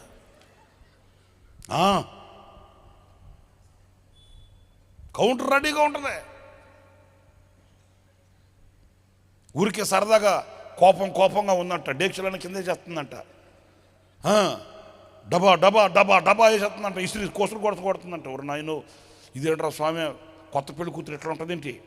సరే కొంచెం మూడు మారుద్దాం, కొంచెం నవ్వించి కొంచెం అటు ఇటు కొంచెం ఏదైనా చేద్దాం, ఏదో ఉంటుంది కదండి అని ఊరకనే అన్నాడంట. ఆ గేదె ఒకటి రోడ్డు మీద నిలబడుంటే ఊరికే సరదాకి, ఇదిగో మీ బంధువులు వచ్చారు చూడు అన్నాడంట. నవ్విద్దామని ఊరకనే. ఆమె మరి ఇంట్లో డేక్షలు గీక్షలు అన్ని కింద పడేస్తుండే, గ్లాసులు కింద పడేస్తుంటే దబా దబా దోసేస్తుందంట, సుర్రు బుర్రని ఉందంట. ఊరికే నవ్విద్దాం, కొంచెం మైండ్ సెట్ మారుద్దామని ఊరకనే ఆ గేదెలు 2 గేదెలు ఆడుంటే అన్నాడంట, అదిగో మీ బంధువులు వచ్చారు చూడంటే వెనక్కి తిరిగి చూసి అనిందంట, ఆ మామయ్య లోపలికి రండి అనిందంట. ఆడు కంగు తిన్నాడు, అమ్మ నాయన నా చెవులో దొరికిందిరా నాకు. ఇతనేమో మీ బంధువులు వచ్చాడని అంటే ఆమె శాంతం వాళ్ళ అమ్మకి నాన్నకి అంటగట్టింది. అత్తమ్మా మామయ్య రండి అనిందంట. ఇంకేం మాట్లాడతానండి. సరేరా ఏం చేయమంటా అన్నా, నువ్వు వచ్చి చెప్పు అన్నట్లుగా. సరే ఒక పని చెయ్యి, నువ్వు వెళ్ళిపో, నువ్వు డ్యూటీకి వెళ్ళిపో, ఎందుకంటే నువ్వు నాతో వచ్చావు అనుకో, నువ్వు వెళ్ళి ఈయన తీసుకొచ్చావు పాస్టర్ గారిని, నేను ఫోన్ చేస్తానండి మా తమ్ముడికి, లారీ దిగుతారు ఇక్కడ అంటది. మళ్ళీ ఎందుకు వచ్చాడు కూడా, నువ్వు వెళ్ళిపో, మీ అమ్మగారు మీ నాన్నగారు ఉన్నారు కదా, నేను వెళ్ళి వాళ్ళని తీసుకెళ్ళి కొంచెం కూర్చుని ఆ మాట ఈ మాట మాట్లాడి చెప్తా, వెళ్ళిపో నువ్వు వెళ్ళిపో. ఐక్యత లేని హృదయాలు ఎట్టుంటాయి చెప్తాను వినండి. ఈయన వెళ్ళాడంట డ్యూటీకి. పాస్టర్ గారు వాళ్ళ ఇంటికి వెళ్ళి ఆవిడతో 4 మాటలు మాట్లాడి వద్దామని వెళ్ళి బైక్ దిగి ఆ క్యాంపస్లోకి వాకిట్లోకి వెళ్ళగానే ఆమె తలుపు తీసి పిలిచిందంట పాస్టర్ గారిని. వందనాలండి పాస్టర్ గారు అండి, ప్రైజ్ లార్డ్ గ్లోరీ జీసస్ అనిందంట.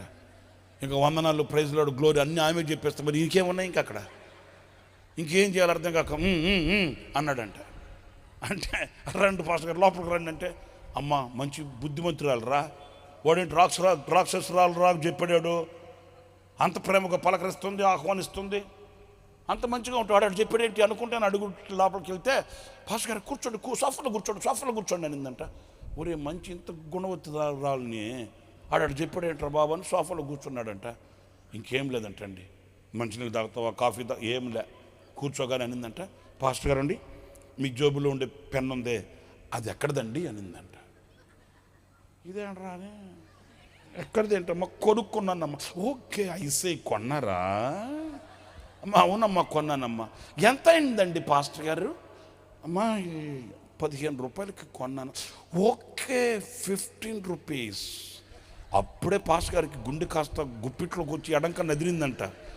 ఎందుకంటే ఇదేంట్రా ఈమె ఇక్కడి నుంచి స్టార్ట్ అయింది, అయినా నేను మాట్లాడాలి కానీ నేను మాట్లాడక ముందే అన్ని మాట్లాడేస్తుందని. అమ్మ 15 రూపాయలకు కొన్నానమ్మా. ఓకే సరే పాస్టర్ గారండి, మీరు 15 రూపాయలకు కొన్నారు, 15 రూపాయలకు కొన్న పెన్ రాయకపోతే ఏం చేస్తారండి? ఏంట్రా నాయన ఈ పరీక్ష నాకు, ఏం చేసేది ఏంటమ్మా, రాయకపోతే ఓపెన్ చేసి పేపర్ మీద అలాగ గీకి గోకి చూస్తానమ్మా. ఓకే అంటే రాయకపోతే గీకి గోకి చూస్తారు కదండి ఫాస్ట్. అవునమ్మా, మరి 15 రూపాయలకు కొన్న పెన్ రాయకపోతే ఓపెన్ చేసి గీకి గోకి చూస్తారు, మరి నేను 15 లక్షలు ఇచ్చి కొన్నాయండి, మరి ఈడు మాట్లాడకపోతే ఏం చేయమంట వాడిందట. ఇక బైబిల్ సంఖలో పెట్టుకొని పాస్టర్ గారు అమ్మా నేను చేసింది చేసుకో అమ్మా. ఇంకేం చేస్తాడండి, ఇంకేం చేస్తాడండి, 15 లక్షలు ఇచ్చి కొన్నా అంటే ఆమె చెప్పేది ఏంటంటే 15 లక్షలు ఇచ్చి కొన్నాను కనుక నేను సిట్ అంటే సిట్టు, స్టాండ్ అంటే అంతేగాని కలవదన్నమాట. అయితే మనలో కూడా కొంతమంది ఉన్నారండి, ఆ హృదయం కలవదు, మనస్సు కలవదు. వాళ్ళ స్వభావం ఏంటంటే నేను ఎంటెక్కో, నేను బీటెక్కో, నేను ఉద్యోగం చేసి సంపాదిస్తున్నా, మగాళ్ళేమో నేను కష్టపడి సంపాదించి నా రెక్కల కష్టం తింటున్నావు, నేను చెప్పింది నాలే, నేను చెప్పిందే అంటాడు. కానీ ఐక్యతకి దిగిరారండి. ఐక్యత ఎక్కడ ఉంటుందో స్వర్గం అక్కడ ఉంటుందండి. ఎక్కువ తక్కువ అని కాదు. భార్యాభర్తలైతే మీ భార్యాభర్తల హృదయాలు ఒకటిగా ఉండాలి, ఏక శరీరమై ఉండాలి. పిల్లలు తల్లిదండ్రులైతే వినయ విధేయతలతో, ప్రేమ అనురాగాలతో ఆ ప్రేమ అనురాగం వెల్లివిరిసి వికసించి పుష్పించాలి. నీ కుటుంబపు వ్యవస్థ పరిమళ వాసనగా వెదజల్లబడాలి. ఆమేన్, హల్లెలూయా. నువ్వు నిలిచిన చోట పరిశుద్ధాత్మ శక్తి అది ప్రత్యక్షం కావాలి. వాక్ శక్తి ఆనాడు వాళ్ళకు అనుగ్రహింపబడింది. ఈ రోజున ఆ ఐక్యతకి నీ మనసిస్తే నువ్వు నిలిచిన చోట దైవ శక్తిని అనుభవించగలుగుతావు. దైవ శక్తికి ప్రతిరూపమై నిలవగలుగుతావు. ఈ రాత్రి ఒక ప్రశ్న, నీ హృదయం దేవుని ఎదుట సరి అయినదిగా లేదు. నీ హృదయం దేవుని ఎదుట ఏక హృదయముగా లేదు. నీ హృదయంలో ఏదో కక్ష, ఈర్ష, ద్వేషం, పగ, ఏదో దేవునికి అయిష్టమైన వాటి చేత పొగసగలు కక్కుతూ మలినమును, చీకటిని గుండెల్లో దాచుకొని ఉన్నావు. కడగబడాలి నీ హృదయం, శుద్ధీకరించబడాలి నీ హృదయం. ఏకం, ఐక్యంగా దిగి రావాలి.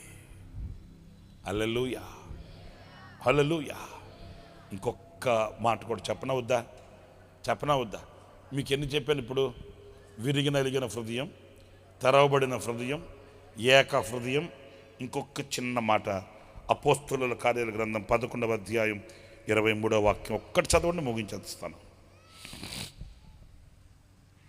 అతడు వచ్చి దేవుని కృపను చూసి సంతోషించి ప్రభువును స్థిర హృదయముతో హత్తుకోవాలని. స్థిర హృదయముతో హత్తుకోవాలంటండి. ఏ హృదయం చెప్పండి, అందరు చెప్పండి. ఏ హృదయం? స్థిర హృదయంతో హత్తుకోవాలి. అది లేకపోతే దేవుని ఎదుట నీ హృదయం సరి అయినది కాదు. స్థిర హృదయం. నేను ఆఖరిగా మీతో చెప్పగలిగింది ఏంటంటే, ఈ రోజున ఇలాంటి స్థిర హృదయం కలిగిన వాళ్ళు కరువైపోతున్నారండి. స్థిరత్వం లేదండి. వాళ్ళకి నచ్చితే మెచ్చితే, కిస్మిస్కి డ్యాన్స్ పిల్లలు తీసుకొచ్చి డ్యాన్స్ అయిపిస్తే ఏంటి నవ్వుతున్నారండి? వాళ్ళకి నచ్చింది చేయాలి, చేస్తే ఉంటారండి. లేదనుకో, ఈ చర్చ్ కావచ్చు ఇంకో చర్చ్, ఈ పాస్టర్ కావచ్చు ఇంకో పాస్టర్, అసలు ఏ పాస్టర్ లేకపోతే ఇంట్లో కూర్చొని టీవీలో ఏ పాస్టర్ కావాలంటే ఆ పాస్టర్ వస్తాడు మా టీవీలోకి. అంతేగాని అయ్యో నేను ఒక సంఘానికి కట్టబడి ఉండాలనే, నేను ప్రభువుకి కట్టబడి ఉండాలనే, శ్రమలైన, ఇరుకులైన, ఇబ్బందులైన, వస్త్రహీనతైన, ఉపద్రవమైన, ఉన్నమైన, రాబోవునమైన క్రీస్తు ప్రేమలో నేను స్థిరంగా ఉండాలనే, ఆ స్థిర హృదయం ఉండట్లేదండి. చిన్న శోధన వచ్చిందనుకో, ఇంకా చర్చి లేదు, గిర్చి లేదు, పాస్టర్ లేడు, గేస్టర్ లేదు, బైబుల్ లేదు, గీబుల్ లేదు. ఎక్కడ ఉంటాడంటే సినిమా హాల్లో ఉంటాడు. ఏ రాబా ఎట్ట అయిపోయావు? ఎట్ట అయిపోతా. ఎందుకని అంతే మరి, చర్చికి వచ్చా, ఏం జరిగింది నాకు? ఏం మేలు జరిగింది? మరి సినిమాకి వెళ్తే మేలు జరుగుతుందా? మరలా పూర్వపు స్థితిలోకి వెళ్ళి ఫుల్గా తాగి కాలువల దగ్గర పడి ఉంటే మేలు జరుగుతుందా? సరే ఓకే, నేను కాదనట్లా. ఇక్కడ మేలు జరగల. మేలు జరిగే చోటుకి వెళ్ళావా? కాలువ దగ్గరికి ఫుల్గా తాగి కాలువల దగ్గర పడి ఉంటే కుక్కలు వచ్చి మూత నాకుతుంటే అది మేలా? ఏంటంటే స్థిరమైన హృదయం లేదు. అయ్యో నేను ప్రభువుని నమ్ముకున్నాను కనుక ఆయన ఏనాడైనా తప్పనిసరిగా ఆయన దర్శనం నాకు ఇస్తాడు, నా కొరకై విడుదల ప్రసాదిస్తాడు, నా కొరకై దిగి వస్తాడు. ఆయన నన్ను దాటిపోయేవాడు కాడు, ఆయన నన్ను విడిచిపెట్టాడు. 18 సంవత్సరాల నుంచి గూనె ముసలమ్మ వంగిపోయిందంటూ నడుము. ఎన్ని సంవత్సరాలు? 18 సంవత్సరాల నుంచి నడుము వంగిపోయి సమాజ మందిరంలో ఉందాయమ్మ. ఆమె విసిగిపోలేదే. 18 సంవత్సరాల నుంచి భక్తి చేస్తున్నా, ప్రార్థన చేస్తున్నా, చర్చికి వస్తున్నా, దేవుడు నాకు ఏం మేలు చేశాడో ఇక నేను రాను అనిందా? నేను ఒక్క మాట మిమ్మల్ని అడగన సూటిగా, అన్ని సంవత్సరాలు ఒకే వ్యాధితో బాధపడుతుంటే మీకు మేలు విడుదల కలగకపోతే మీరు వస్తారా చర్చికి? ఆమె మానలేదు. అందుకే నా ప్రభు అని యేసుక్రీస్తు ఆ సమాజ మందిరంలోకి వెళ్ళడం తిన్నగా ఆమె దగ్గరికి వెళ్ళాడు. అక్కడ ఎంతమంది లేరు బలహీనులు, ఎంతమంది లేరు ఆశీర్వాదాలు కోరుకునేవాళ్ళు. ఈ తల్లి దగ్గరికి ఎందుకు వెళ్ళాడంటే స్థిరమైన హృదయం కలిగిన తల్లి. మేలు జరిగినా జరగకపోయినా, ఆలస్యమైన అలక్ష్యమైన ప్రభువుని హత్తుకొని స్థిర హృదయంతో నీ వస్తావయ్యా, నాకు ఇస్తావయ్యా, అంతే. స్థిర హృదయం ఎలా ఉంటుందండి? మేలు చేస్తే ఉంటా, మేలు జరగకపోతే వెళ్ళిపోతా కాదు. 3 వారాలు వస్తాను, ఏంది ఆయనకి డెడ్ లైన్ పెట్టడం ఏంటి నువ్వు? 7 వారాలు వస్తా, 7 వారాలు జరగకపోతే నూతిలో దూకి చచ్చిపోతా, కృష్ణానదిలో పడతా చచ్చిపోతా. నువ్వు చావడానికి కృష్ణానది ఉండేది. అలా కాదు. చావైనా రేవైనా ఈ వేడిమి కలిగిన అగ్నిగుండములో నుంచి నీవు నన్ను తప్పించకపోయినా నీవు నిలబెట్టిన ప్రతిభకు మాత్రం మేము స్థిర హృదయం అది. ఒకవేళ ఈ అగ్నిగుండంలో మేము చనిపోవడమే మా దేవుని చిత్తమైతే మేము చనిపోవడానికి సిద్ధంగా ఉన్నాం, కానీ ఈ పని చేయడానికి మేము సిద్ధంగా లేము. స్థిర హృదయం అది. పౌలు చెప్పాడు కదండి, నాకు అనేక ఆపదలు ఉన్నాయి, అనేక శ్రమలు ఉన్నాయి, అనేక శోధనలు ఉన్నాయి. ఇవి కాక నాకు సంఘమును గూర్చిన చింతయు నాకు కలదు. అయినప్పటికీ నేను వెనక్కి తిరిగి చూడను. ఎందుకంటే నా హృదయాన్ని స్థిర హృదయంతో నేను ప్రభువుని హత్తుకున్నాను. తిరిగి చూడడానికి కాదు నేను వచ్చింది. హల్లెలూయా. నాకు బాగా నచ్చిన ఒక మాట చెప్తాను. 2 దేశాల మధ్య యుద్ధం జరుగుతుందంట. ఆ యుద్ధంలో ఒక అతనికి 2 చేతులు 2 కాళ్ళు పోయాయి. అప్పట్లో కత్తులతో నరుకోవడమే కదా యుద్ధాలంటే. ఒక సైనికునికి 2 చేతులు 2 కాళ్ళు పోయాయి. ఒక పొద దగ్గర ఒట్టి మొండెం, తల మొండెం రక్తపు మడుగులో పడున్నాడంట. రాజుగారు యుద్ధం చేస్తూ, రాజుగారు కూడా యుద్ధం చేయాలి కదా, రాజుగారు రథం ఆ పొద దగ్గరికి అట్లా వెళ్తా ఉంటే ఒక శబ్దం వినబడుతుంది, ఒక స్వరం వినబడుతుందంట. పోరాడండి,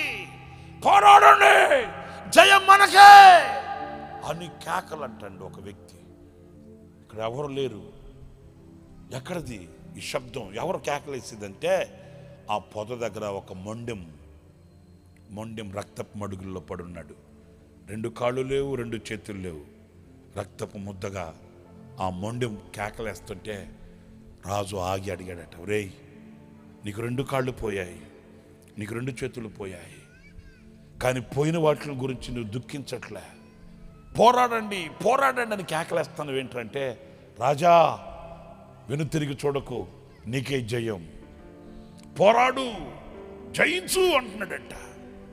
అప్పుడు రాజు అడిగాడట, నీ కాళ్ళు చేతులు పోయాయి అని బాధ లేదా? వాడు అంటాడంట, కాళ్ళు పోయాయి, చేతులు పోయాయి, కంఠంలో శ్వాస పోలా. ఈ కంఠంలో శ్వాస పోయేంత వరకు శత్రువుతో పోరాడుతా. స్థిర హృదయం అది. స్థిర హృదయం. ఏదో మేలు జరగలేదని వెనక్కి తిరిగి వెళ్ళిపోవడం కాదు, ఏదో ప్రభు మేలు చేయాలని దూరమైపోవడం కాదు. కాళ్ళు పోయాయి, చేతులు పోయాయి, కంఠంలో శ్వాస పోలా. అది పోయేంత వరకు పోరాడుతా. స్థిర హృదయంతో ప్రభువుని హత్తుకోవడం అంటే లేచి నిలబడండి, ప్రార్థన చేసుకుందాం. పరిశుద్ధుడైన మా తండ్రి, ప్రేమస్వరూపి, నీ పరిశుద్ధమైన నామాన్ని బట్టి స్తోత్రం చెల్లిస్తూ ఉన్నాం. ప్రార్థనతో నా తండ్రి ఈ సభను ప్రారంభించి ఉండగా ప్రార్థన ఆలకించి ఇప్పటి వరకు నా ప్రభా మీరు మాకు తోడుగా ఉండి ఈ సభను నా ప్రభా ఆశీర్వాదకరంగా మీరు జరిగిస్తూ వచ్చిన విధానాన్ని బట్టి నాయనా వందనాలు చెల్లిస్తూ ఉన్నాం. మీ దాసులను ప్రభా ఈ రాత్రి నిలవబెట్టిన తండ్రి ఈ పరిసర ప్రాంత ప్రజలను చేరి కూడి వచ్చిన వారిని ఉద్దేశించి నా తండ్రిదిగో ప్రభా ఆశీర్వదించే దేవుడిగా మీరు దిగి వచ్చి ఈ రాత్రి మాట్లాడిన ప్రతి మాటను బట్టి ప్రభా మీకు వందనాలు చెల్లిస్తున్నావు నాయన. యేసయ్యా, ఆశీర్వదించే దేవుడు నీవు, పక్షపాతం లేని దేవుడవు. అయితే నా తండ్రి అనేకుల్లో నా ప్రభా కొందరు మాత్రమే ఆశీర్వాదాన్ని పొందుకొని ఆశీర్వాదకరంగా ఉన్నారు. మరి కొందరైతే నా తండ్రి ఆశీర్వాదం పొందని వారిగా ఉన్నారు. ఈ రాత్రి నా తండ్రి ఆశీర్వాదానికి నా తండ్రి పొందనటువంటి స్థితిలో ఉన్న ప్రతి ఒక్కరిని కూడా ఆశీర్వాదానికి పాత్రులుగా చేయాలని, ఆశీర్వాదముల చేత నా తండ్రి నింపబడిన వారిగా మీరు చేయాలని ఉద్దేశించి ఈ రాత్రి నా తండ్రి మీరు మాట్లాడినటువంటి ప్రతి చక్కటి శ్రేష్టమైన మాటల కొరకే ప్రభా మీకు స్తోత్రములు చెల్లిస్తున్నాము నాయన. యేసయ్య ఆశీర్వాదాన్ని పొందలేకపోవడానికి మా హృదయాలు సరి అయినదిగా ఉండకపోవడమే కారణమని నా తండ్రి మీరు సెలవిచ్చారు ప్రభా, మీకు స్తోత్రములు నాయన.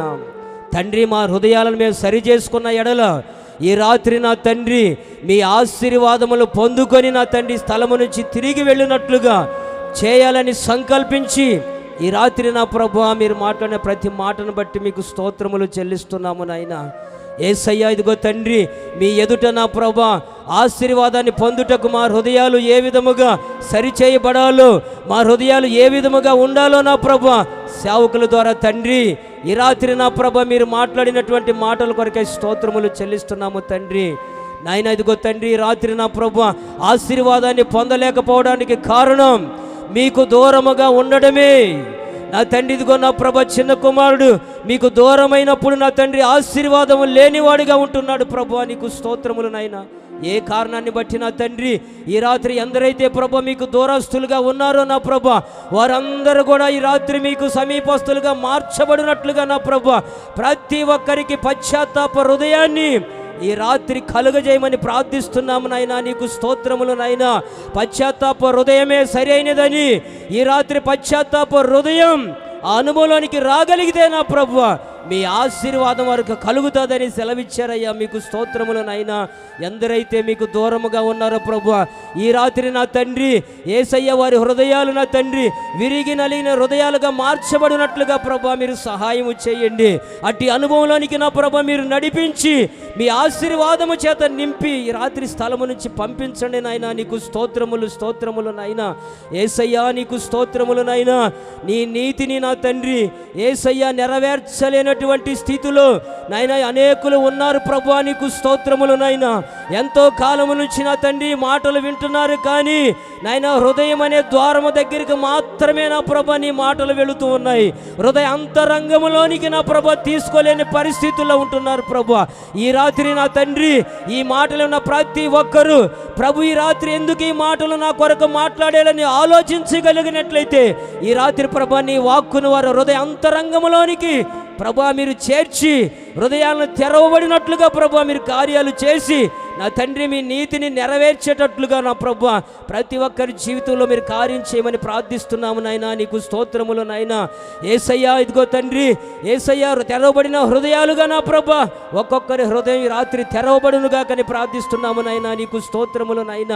సహోదరుల ఐక్యత కలిగి ఉండుటే మేలు మనోహరమని మీ వాక్యం సెలవిస్తూ ఉండగా ఈ దినాన కుటుంబాలలో సంఘాలలో నా తండ్రి ఈ వాక్యానికి నా తండ్రి భిన్నముగా నా ప్రభా బ్రతుకుతూ మీ ఆశీర్వాదాన్ని పొందలేని స్థితిలో ఉండగా నా ప్రభు ఈ రాత్రి నీ మాట విన్నటువంటి ప్రతి ఒక్కరికి నైనా ఏక హృదయమును మీరు కలుగజేసి ఐక్యత కలిగిన అనుభవంలోనికి తీసుకొని వచ్చి పరిశుద్ధాత్ముడా ఇది మొదలుకొని నా తండ్రి నీ బిడ్డల జీవితాలలో మీరు నివాసము చేయండి నాయనా. నీకు స్తోత్రములు స్తోత్రములు నాయ తండ్రి.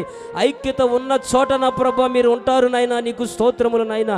ఈ రాత్రి ఏక హృదయమును ఒక్కొక్కరికి మీరు కలుగజేయమని ప్రార్థిస్తున్నామయ్యా. నీకు స్తోత్రములు నాయనా.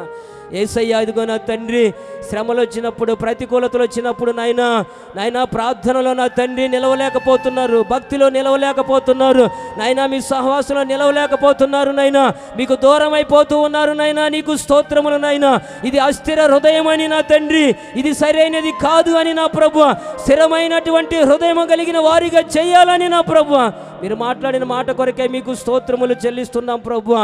ప్రతికూలతలు వచ్చినా కరువైనా ఖడ్గమైనా మరి ఏదేమైనప్పటికీ కూడా నా ప్రభువా నిన్ను విడవక ఎడబాయిక భక్తిలో విశ్వాసములో నా తండ్రి మిమ్మల్ని సేవించే అనుభవంలో నా ప్రభువా ప్రతి ఒక్కరు కూడా తండ్రి షడ్రక్ మేషక్ అబేద్నెగోల వలె నాయన ఎదుగో తండ్రి యోబు వలె నా ప్రభువా స్థిరమైనటువంటి హృదయము కలిగి మిమ్మల్ని సేవించేటట్లుగా ఈ రాత్రి అటువంటి అనుభవంలోనికి నా ప్రభువా ప్రతి ఒక్కరిని ప్రభా మీరు తీసుకురావాలని ఉద్దేశించి మాట్లాడిన మాటలు నిరర్ధకము కాకుండా నా ప్రభా ఈ మాటలు నా తండ్రి విన్న ప్రతి ఒక్కరి హృదయాలు నా తండ్రి విరిగి నలిగిన హృదయాలుగా మీరు మార్చినందుకై మీకు స్తోత్రములు నాయనా.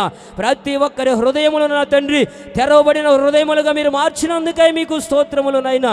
ప్రతి ఒక్కరి హృదయములు ఏక హృదయములుగాను, ప్రతి ఒక్కరి హృదయములను స్థిరమైన హృదయములుగాను ఈ రాత్రి మార్చి ఈ రాత్రి అనుభవంలోనికి మీరు తీసుకొని వచ్చి మీ ఆశీర్వాదాల చేత నా తండ్రి నింపి ఒక్కొక్కరిని ఈ రాత్రి స్థలము నుంచి ఆనందంగా సంతోషంగా మీరు పంపుతున్నందుకై మీకు స్తోత్రములు చెల్లిస్తున్నాం ప్రభువా. ఈ మాటలు తండ్రి ఈ ప్రజల కొరకు నా తండ్రి ప్రయాసతోనైనా విత్తిన దైవ సేవకుల ప్రయాస మీ యందు ఎన్నటికి కూడా వ్యర్థము కానిచ్చే దేవుడు కాదు నాయనా. నీకు స్తోత్రములు నాయనా. ఈ రాత్రి నా తండ్రి ప్రయాసను నాయనా మీరు సార్థకము చేసినందుకై మీకు స్తోత్రములు చెల్లిస్తూ ఉన్నాం. దూరాన సమీపాన నాయన లైవ్లో ఉండి విన్నటువంటి ప్రతి ఒక్కరికి ఈ రాత్రి నా తండ్రి మీ ఆశీర్వాదములు అనుభవించినట్లుగా నా తండ్రి సరైనటువంటి హృదయములు కలిగిన అనుభవంలోనికి ప్రతి ఒక్కరిని ఈ మాటల ద్వారా ప్రభువా మీరు తీసుకొని వచ్చి ఈ రాత్రి మీరు ఉద్దేశించిన కార్యములు ప్రతి ఒక్కరి జీవితంలో నా తండ్రి మీరు సఫలపరిచి నాయనా ఇదిగో తండ్రి నీ నామాన్ని మహిమపరుచుకున్నందుకే మీకు స్తోత్రములు చెల్లిస్తూ ఉన్నాం. నాయనా ఇదిగో తండ్రి ఈ రాత్రి కూడికనున్న ప్రభువా ఇంతవరకు మీరు ఆశీర్వాదకరంగా జరిగించారు నాయనా. ఇదిగో నా తండ్రి ఇదిగో ఈ మాటలు విని తిరిగి వెళుతున్న ప్రతి ఒక్కరిని కూడా నా ప్రభువా నీ ఆశీర్వాదాల చేత పంపుతున్నందుకే మీకు స్తోత్రములు. దీని కొరకు ప్రయాసపడినటువంటి ప్రతి ఒక్కరిని కూడా ప్రభువా నా తండ్రి మీరు ఆశీర్వదించండి అయ్యా. నీకు స్తోత్రం.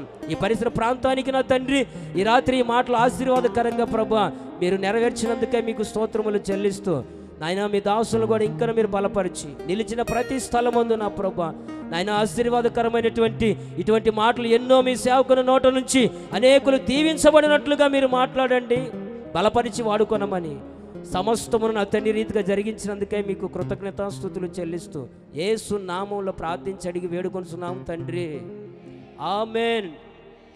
మన తండ్రి అయిన దేవుని ప్రేమ, కుమారుడైన యేసుక్రీస్తు వారి కృప, పరిశుద్ధాత్మ దేవుని అన్యోన్య సహవాసం ఈ రాత్రి చేరి కూడి వచ్చి ఈ మాటలు విన్నటువంటి ప్రతి ఒక్కరికి కూడా యేసయ్య దీవెనలో అందరికీ అనుగ్రహించబడునుగాక.